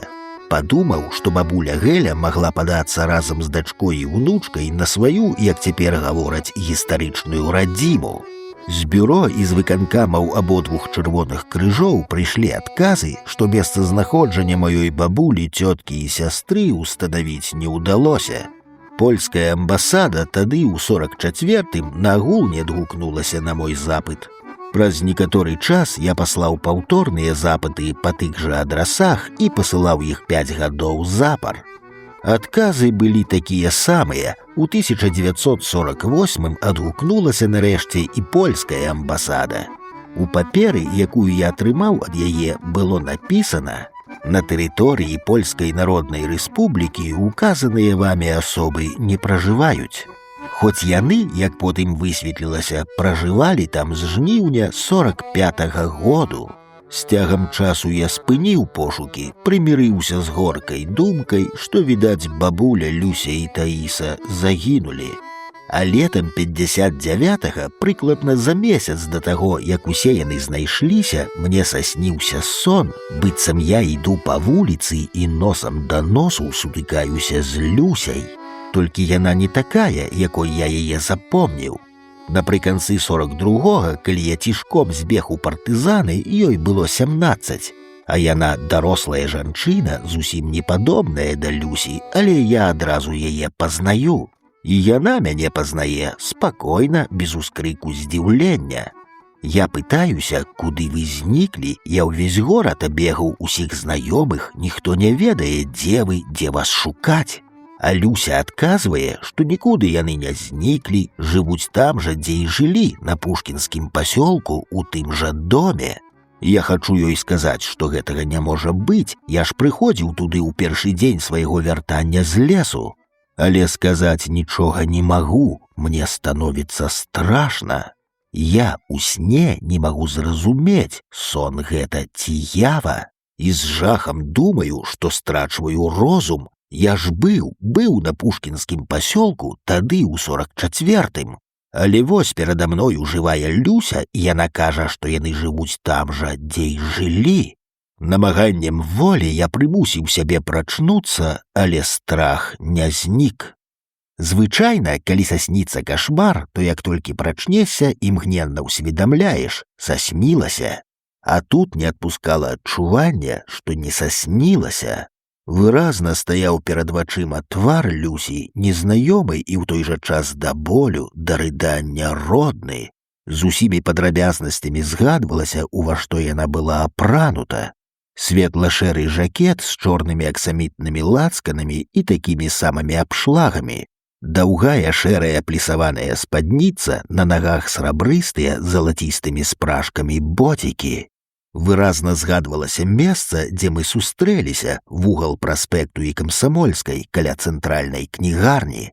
Гэта і палохала рэалістычнасць сну, які нічым не адрозніваўся ад явы. Паўтараў сабе, гэта быў сон, сон, сон. Але свядомасць раздвойвалася, блыталася. Так, пэўна, і злятаюць з катушак, калі раздвойваецца свядомасць, і ты не можаш адрозніць ілюзорнае ад рэальнага. Зірнуў на гадзіннік 7 раніцы. Трэба было ўставаць, збірацца на працу. Я працаваў тады ў рэдакцыі газеты «Звязда». Рабочы дзень у тыя гады ва ўсіх рэдакцыях пачынаўся о 8. Пагаліўся, прыняў душ, выпіў шклянку гарбаты. Але вострае пачуццё, што я не ў сне, а насамрэч сустрэўся з Люсяй, толькі ніяк не магу ўспомніць, калі, не пакідала, палохала. Я жыў тады на вуліцы Якуба Коласа крокаў за 200 ад пушкінскага пасёлку, і на працу звычайна ішоў праз яго, хоць ніякага пушкінскага пасёлку даўно не было, дакладней, назову гэтага не было. Драўляныя, барачнага тыпу двухпавярховыя дамы былога пасёлку належалі, як і цяпер належаць, да вуліц Кузьмы Чорнага, Друкарскай і Чарнышэўскага. Дом, у якім я жыў у час акупацыі, з якога збег у лес, стаяў на вуліцы Чарнышэўскага, і я ў тую раніцу міжвольна накіраваўся да гэтага дому. Ногі самі прывялі мяне да яго. Пастаяў каля пад'езду, паглядзеў на вокны. Некалі нашы 3 вакны, на першым паверсе з левага боку ад ганку. Быў пачатак кастрычніка, раніца была пахмурная, шэрая, амаль прыцемкі. Адно з вокнаў свяцілася цёмным жоўтым квадратам, праз белыя цюлевыя фіранкі прасвечваў аранжавы абажур і рухаўся цень ускудлачанай мужчынскай галавы. Чалавек то паварочваўся ў профіль, то нахіляўся над чымсьці, знікаў і зноў паяўляўся. Пазваніць у дзверы, спытаць, ці не жывуць тут Гелена Панцелеймова і Панцелеймова Люцына. І зноў стала жудасна, нават валасы на галаве варухнуліся. Што я, насамрэч з'ехаў з глузду? Пасмяяўся з сябе самога, запаліў папяросу і пайшоў у рэдакцыю ў стары дом друку, дзе знаходзілася ў тыя гады «Звязда». Але ўвесь той дзень і пазней раптам вярталася вострае пачуццё, што сустрэча з Люсяй мне не саснілася. Паступова тое пачуццё знікла, сон напаўзабыўся. А напрыканцы кастрычніка да мяне на кватэру прыйшоў міліцыянт, наш участковы. Сказаў, што яму неабходна са мною пагутарыць. Я запрасіў яго ў пакой, участковы прысеў да стала, папрасіў паказаць яму мой пашпарт. Я прынёс пашпарт, участковы пагартаў яго, некалькі разоў паглядаўся ў фотку на пашпарце і ў мой твар. Потым спытаў: «У вас ёсць сястра?» Сэрца ў мяне здрыганулася, затрымцела. Ёсць, то бок была, а ў чым справа? Участковы адказаў на пытанне пытаннем: «Якое ў вашай сястры было прозвішча?» Я здзівіўся, як гэта якое? Такое самае, што ў мяне, Тарас. «Не супадае», — сказаў участковы. «У паведамленні на ваше імя указваецца іншае прозвішча і імя па бацьку іншае. Ваша маці не выходзіла другі раз замуж». І тут да мяне нарэшце дайшло, што адбываецца. Я спытаў, не спытаў, закрычаў: «Пра якое паведамленне вы гаворыце? Дзе яно? Што, моя сястра, яна жывая? Яна знайшлася?» Участковы спакойна сказаў: «Не спяшайцеся, бывае, чалавек узрадуецца, што знайшліся ягоныя родзічы, а потом высвятляецца, што адбылася памылка. Як той казаў, Фядот ды не тот і не Фядот, а Вася, колькі заўгодна такіх выпадкаў». Ён пакорпаўся ў сваім планшеце і вынуў з яго даўгую вузкую куперту, з куперты ліст. Разгарнуў, прыжмурыўся на тэкст. Тут сказана «Пантелеймова». Я выхапіў у яго ліст, аркуш асляпляльна-белай атласнай паперы з эмблемай міжнароднага чырвонага крыжа і чырвонага паўмесяца ў левым верхнім кутку. И вочы мгненно прочитали: «Уважаемый Валентин Ефимович Тарас, сообщаем вам, что вас разыскивает ваша сестра Пантелеймова Елена Францевна, проживающая в Польской Народной Республике в городе Познань по адресу». «Пантелеймова, гэта моя бабуля, мамина маці!» — закрычаў я участковаму. Тут чамусьці наблытана. Але калі жывая бабуля, то, пэўна, жывая і сястра. Усё, дзякуй вам, таварыш лейтенант. Далей я сам разбяруся. Участковы пайшоў, а я кінуўся да тэлефона. Тэлефанаваць бацьку, жонцы і крычэў у трубку, што знайшлася бабуля і Таіса знайшлася, што яны ў Польшчы. Я не памыляўся тады пасля вайны, калі падумаў, што яны могуць апынуцца ў Польшчы. І зноў востра, выразна згадаўся мой сон, у якім я сустрэўся з Люсяй. Напрыканцы 60-х гадоў я напісаў пра гісторыю нашага расстання ў апавяданні «После долгай разлукі». Упершыню яно было надрукавана ў часопісе «Вокруг света», уваходзіць у мае кнігі прозы «Прощальныя кастры» і «Дань времени». У ім ёсць калівы мастацкага вымыслу, у прыватнасці крыху інакш, чым гэта было ў жыцці, пабудавана фабула. Імёны персанажаў прыдуманыя, але ўсе нашы з сястрой прыгоды ваенных гадоў сапраўдныя. У апавяданні тлумачыцца, чаму бабуля, цётка і сястра галоўнага персанажа пачалі шукаць яго толькі праз 17 гадоў пасля вайны. Чаму сам ён не мог іх адшукаць, чаму адбылася блытаніна з прозвішчамі і сястра ў паведамленні міжнароднага чырвонага крыжа ператварылася ў бабулю. Але ў апавяданні ні слова не сказана пра мой сон, а менавіта ён самае цікавае, тым больш, калі згадаць, якой я ўбачыў Люсю. Не ў сне, а наяве, там, у Познані, дакладней, у горадзе Лешна. Я прыехаў у Познань напрыканцы снежня 1960 году на каляды, на гвяздкі, як кажуць палякі. Гэта была ўжо другая мая сустрэча з сястрой. Годам раней яна пабывала ў Мінску. Ёй лягчэй было аформіць дакументы на паездку ў БССР, чым мне ў Польскую Народную Рэспубліку.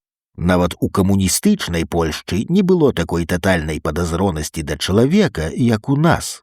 Мяне ў авіры бурыжылі 10 месяцаў, усё нешта правяралі і пераправяралі, патрабавалі доказаў, што моя сястра — гэта моя сястра. Патрабавалі тлумачэнняў, як і чаму яна апынулася ў Польшчы, а яшчэ трэба было мець станоўчыя характарыстыкі з месца працы і пісьмовую згоду жонкі на маю паездку. Пагасцяваўшы некалькі дзён у Познані у сястры, я паехаў у Лешна. Гэта кіламетраў 70 ад Познані, да бабулі і Люсі. Сустрэча з бабуляй апісана ў апавяданні, таму прывяду тут урывачак таго тэксту, нічога не мяняючы, толькі сваё імя пастаўлю, бо ў апавяданні героя завуць Костусь. Я ўвайшоў у калідорчык, які вёў на кухню, дзверы кухні былі адчынены насцеж, пасярод кухні на 2 зэдліках стаяла драўляная балея з бялізнай, а над ёю, выкручваючы блакітныя дзіцячыя штонікі, стаяла бабуля. Яна паглядзела на мяне без аніякага здзіўлення і, працягваючы выкручваць штонікі, сказала будзённым спакойным голасам: «То Валюшек прышэдаў, для чэго цябе так доўга не было? Гэта Валюшек прыйшоў, чаму цябе так доўга не было?» Яна сказала гэта так, нібы я якую гадзіну назад пабег некуды пагуляць альбо ў краму па ейным даручэнні і вось запазніўся. Потым я спытаў бабулі, няўжо яна адразу мяне пазнала? Нічога ж не засталося ад таго хлопчыка, якім я быў у 42-м годзе. А яна сказала, што не тое, каб пазнала, а чула, што гэта я. У тую першую хвіліну яна паказалася мне зусім такой, якой была 17 гадоў назад, і сукенка на ёй была такая ж, якую я помніў, з карычневай бумазеі ў зялёны гарошак. Яна заклапочана паклала штонікі на ўскрайчык балеі, і раптам да яе дайшло, што адбываецца. Вочы зрабіліся вялікімі ад здзіўлення, і яна малітоўна склала на грудзях далоні, прашаптала: «Jesús!» Я падышоў да яе, асцярожна ўзяў ейныя рукі ў свае, прыціснуў да твару, удыхнуў іхні пах, стаў цалаваць саланаватыя і горкія ад мыльнай пены, цёплыя, размяклыя ад прання далоні, і заплакаў. І гэта было як у раннім дзяцінстве, калі я плакаў, вось гэтак жа ўваткнуўшыся ў далоні бабулі. Я адчуў сябе зусім маленькім і ў чымсьці вінаватым перад ёю. А яна сказала ціха і ўдзячна: «Найświęta Panna usłyszała moje modlitwy». Найświęta Panna — гэта Матка Боская, святая Дзева Марыя. А далей было тое, чаго няма ў апавяданні. Я адчуў, што мы не адны, азірнуўся на дзверы, у парозе стаяла незнаёмая жанчына ў светла-шэрым жакеце з чорнымі аксамітавымі лацканамі і такімі самымі абшлагамі. Жанчына з майго сну, толькі спадніца на ёй была не чорная, а такая самая светла-шэрая, што і жакет. І на нагах былі не боцікі, а пантофлі. Я спытаў: «Люся?» Яна не адказала, ахнула, узрушана ўсклікнула: «Валік, Езус коханы, Валік!» Пазней, супастаўляючы час, я высветліў для сябе, што сустрэча з Люсяй саснілася мне амаль у той самы дзень, калі яны, бабуля Люся і Таіса, звярнуліся ў міжнародны чырвоны крыж з запытам пра мяне.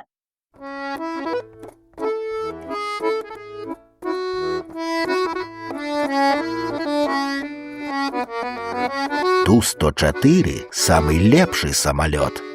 Напрыканцы ліпеня 1962 году мяне ўключылі ў склад брыгады беларускіх пісьменнікаў, якую Бюро прапаганды мастацкай літаратуры Літфонду СССР камандзіравала на далёкі ўсход для азнаямлення тамтэйшых чытачоў з дасягненнямі беларускай савецкай літаратуры. Нехта з літаратараў, здаецца, Рыгор Барадулін, дасціпна назваў выступленні па лініі гэтага бюро пабюраннем. За выступленні плацілі грошы.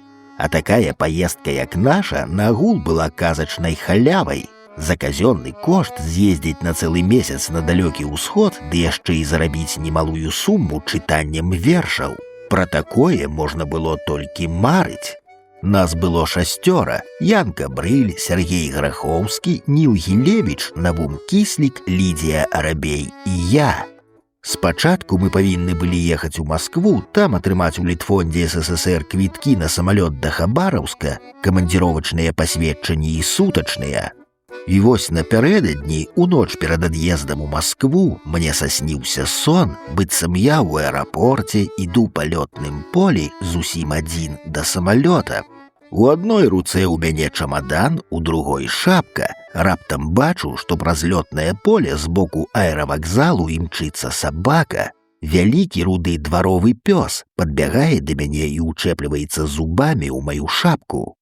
Я спрабую яе адабраць, але сабака не аддае, вырывае шапку ў мяне з рукі і стрымгалоў імчыцца з ёю назад да аэравакзалу. Час ад часу спыняецца, азіраецца на мяне, быццам чакае, што я зараз кінуся наўздагон і зноў дае лататы. А я не ведаю, як мне быць, стаю ў разгубленасці і потым махаю рукой. Халера з ёй з шапкай. І накіроўваюся да самалёта, падымаюся па трапе, уваходжу ў салён. У салёне паўзмрок і мёртвая цішыня, хоць у ім поўна пасажыраў. Але ўсе маўчаць, твары ва ўсіх нейкія дзіўныя, журботныя, жоўтыя ў цьмяным святле плафонаў, як у нябожчыкаў.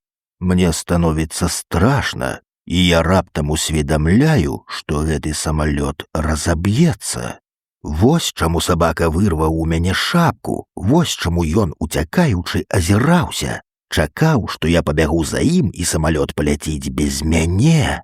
Сабака мяне папярэджваў, што з самалётам здарыцца няшчасце.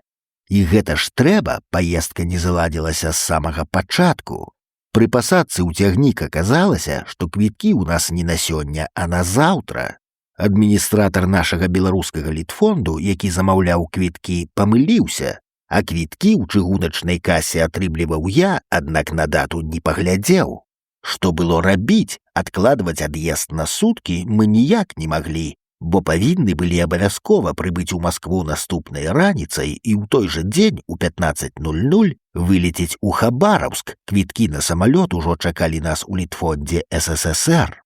Праклінаючы мяне за безадказнасць, як гэта я ўмудрыўся не зазірнуць на дату.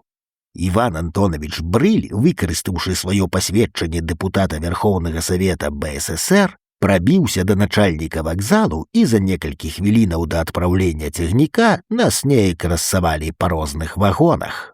А ў Маскве адбыўся чарговы казус.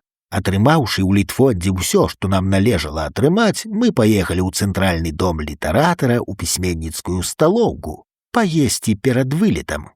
Перад гэтым замовілі таксоўку з такім разлікам, каб у нас быў добры запас часу, каб потым не нервавацца, што спазняемся на самалёт, які вылятаў з аэрапорту Быкова. Ад Масквы гэта ў чорта на кулічках. Пакінулі ў гардэробе ЦДЛ свае чамаданы, а Брыль яшчэ і дэмісезоннае паліто, якое ён на ўсякі выпадак узяў з сабою, нягледзячы на лета. Паліто ў чамадан не ўлезла, і Іван Антонович насіў яго на руцэ. Паелі і хвілінаў за 20 да прыходу таксоўкі пайшлі ў гардэроб па чамаданы. І тут аказалася, што паліто Брыля прапала. Аказалася, што гардэробшчык п'яны, што называецца, лыка не вяжа, і ў адказ на пытанне, дзе паліто, мычыць, мармыча нешта незразумелае і нават злуецца.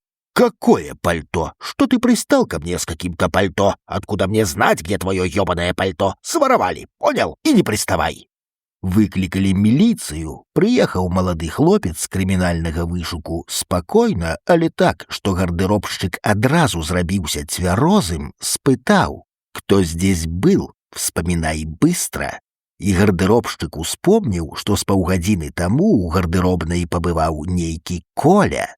Хлопец з крымінальнага вышуку ўздыхнуў, зірнуў на гадзіннік і сказаў Брылю: «Знаем мы этого Колю. Ну что ж, постараемся вернуть вам ваше пальто, если он его уже не пропил». И пайшоў. Мы могли пачакаць з паўгадзіны. Шчасце, што замовілі таксі з разлікам на значны запас часу, але што паліто знойдзецца, ніхто не спадзяваўся, і былі пасаромленыя. Неверагодна, але дакладна праз паўгадзіны хлопец з крымінальнага вышуку прыйшоў разам з няголеным суб'ектам няпэўнага веку. Твар у суб'екта быў азызлы, брудны скамечаны пінжак быў апрануты на голае цела, штаны падраныя, на нагах шлёпанцы. У руках суб'ект трымаў брылёва паліто. Паазіраўся вакол, паклаў паліто на перагародку, за якой сядзеў даўно ўжо зусім цвярозы спалоханы гардэробшчык. Дастаў з кішэні скамечаны пачак беламору, выцягнуў з яго папяросу і папрасіў у маладога аператыўніка агню.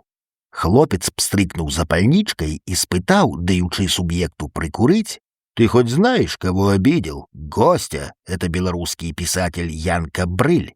Суб'ект пыхнуў дымам, здзіўлена прыўзняў бровы і раптам зрабіў крок да брыля, залыбіўся, паказваючы жоўтыя гідкія зубы, протягнуў руку.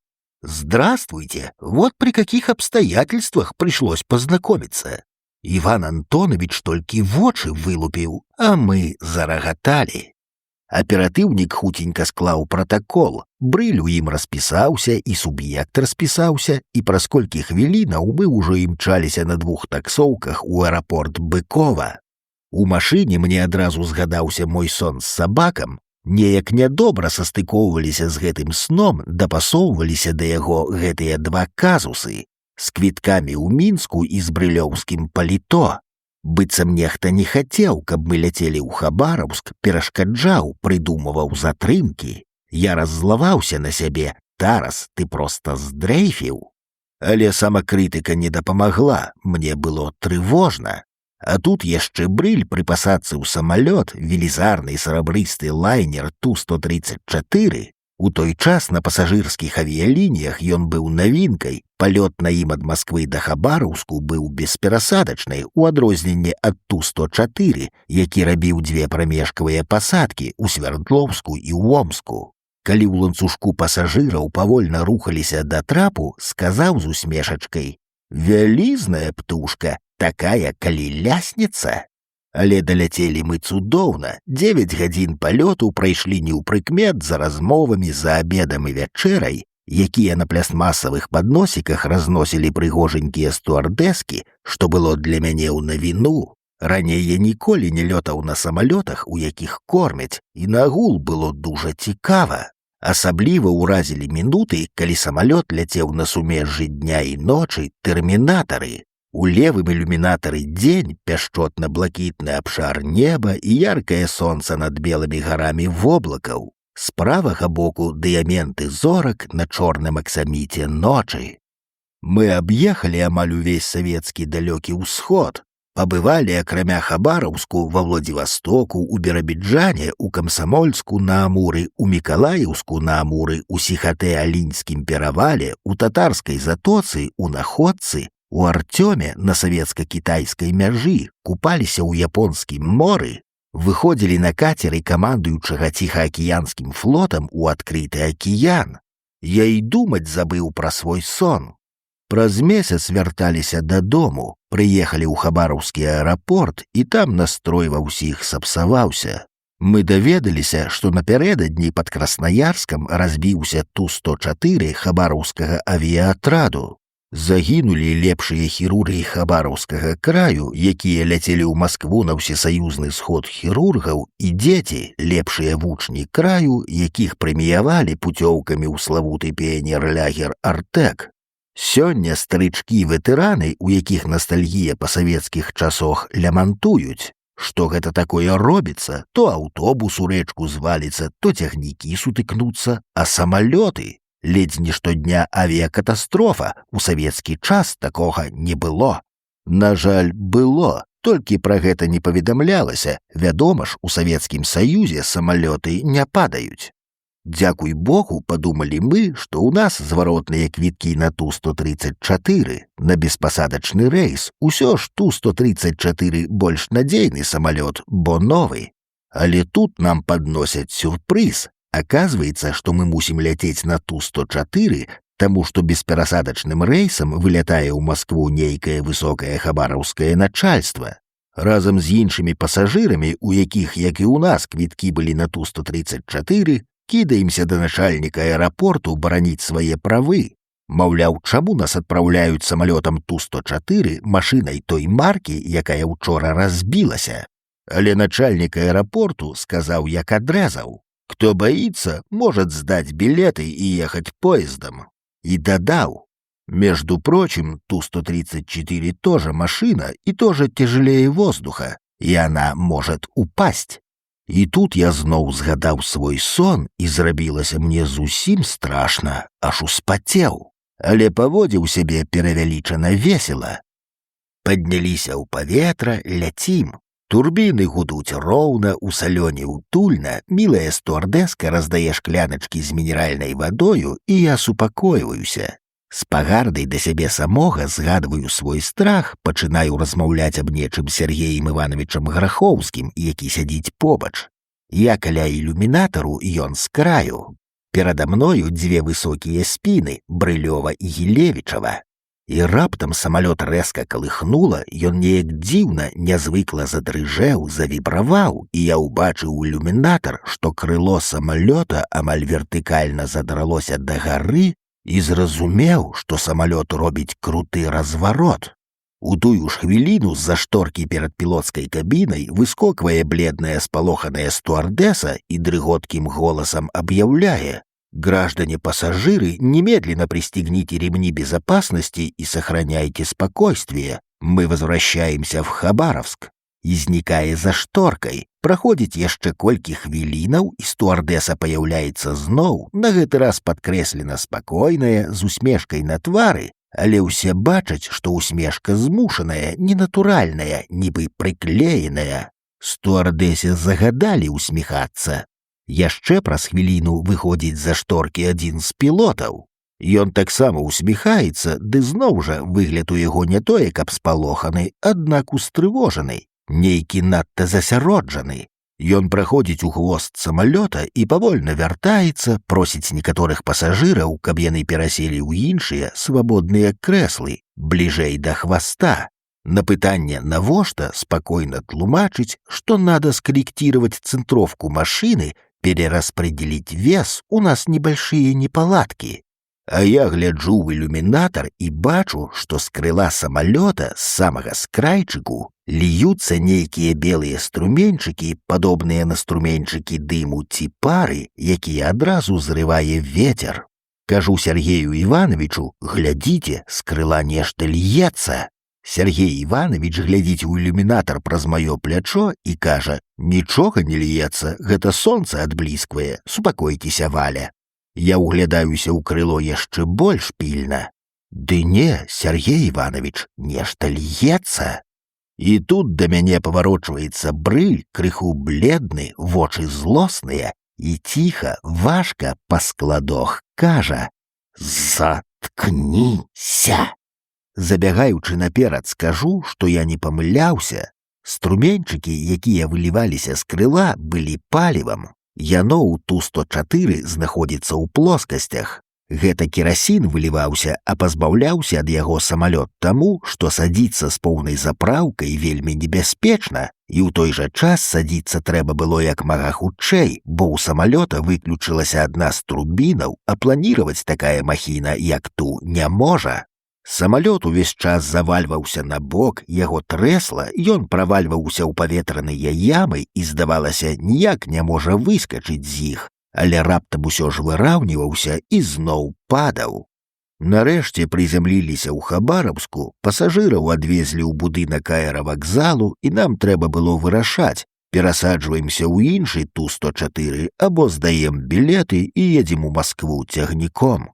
А гэта 7 сутак стаім, спрачаемся, раімся, і Сергей Иванович кажа: «Трэба, хлопцы, цягніком. Ведаеце, я не за сябе баюся, мне запісаў шкада. Столькі я за гэтую паездку паназапісваў на цэлую кніжку, што як не давязу, калі самалётам». І тут усе чамусьці засмяяліся. Брыль нават зарагатаў і сказаў: «Ну хопіць, што мы як бабы перапалоханыя, пайшлі на пасадку».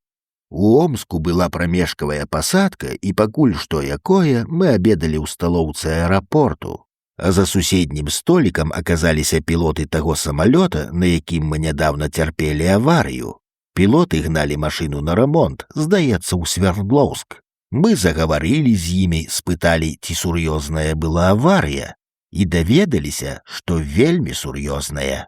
Можете выпить за спасение души, запросто могли грохнуться. Но у нас штурман классный рассчитал воздушные потоки, благодаря ему и вывернулись. Мы выпили на все наши апошние гроши. У столовцы на стене висел плакат аэрофлоту Ту-104 лучший в мире самолет.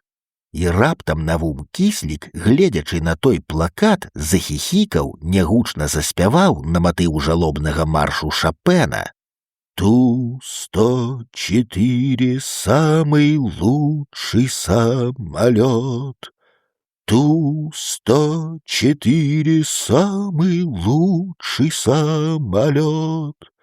Самый удобный, самый надежный. 150 пассажиров он берет.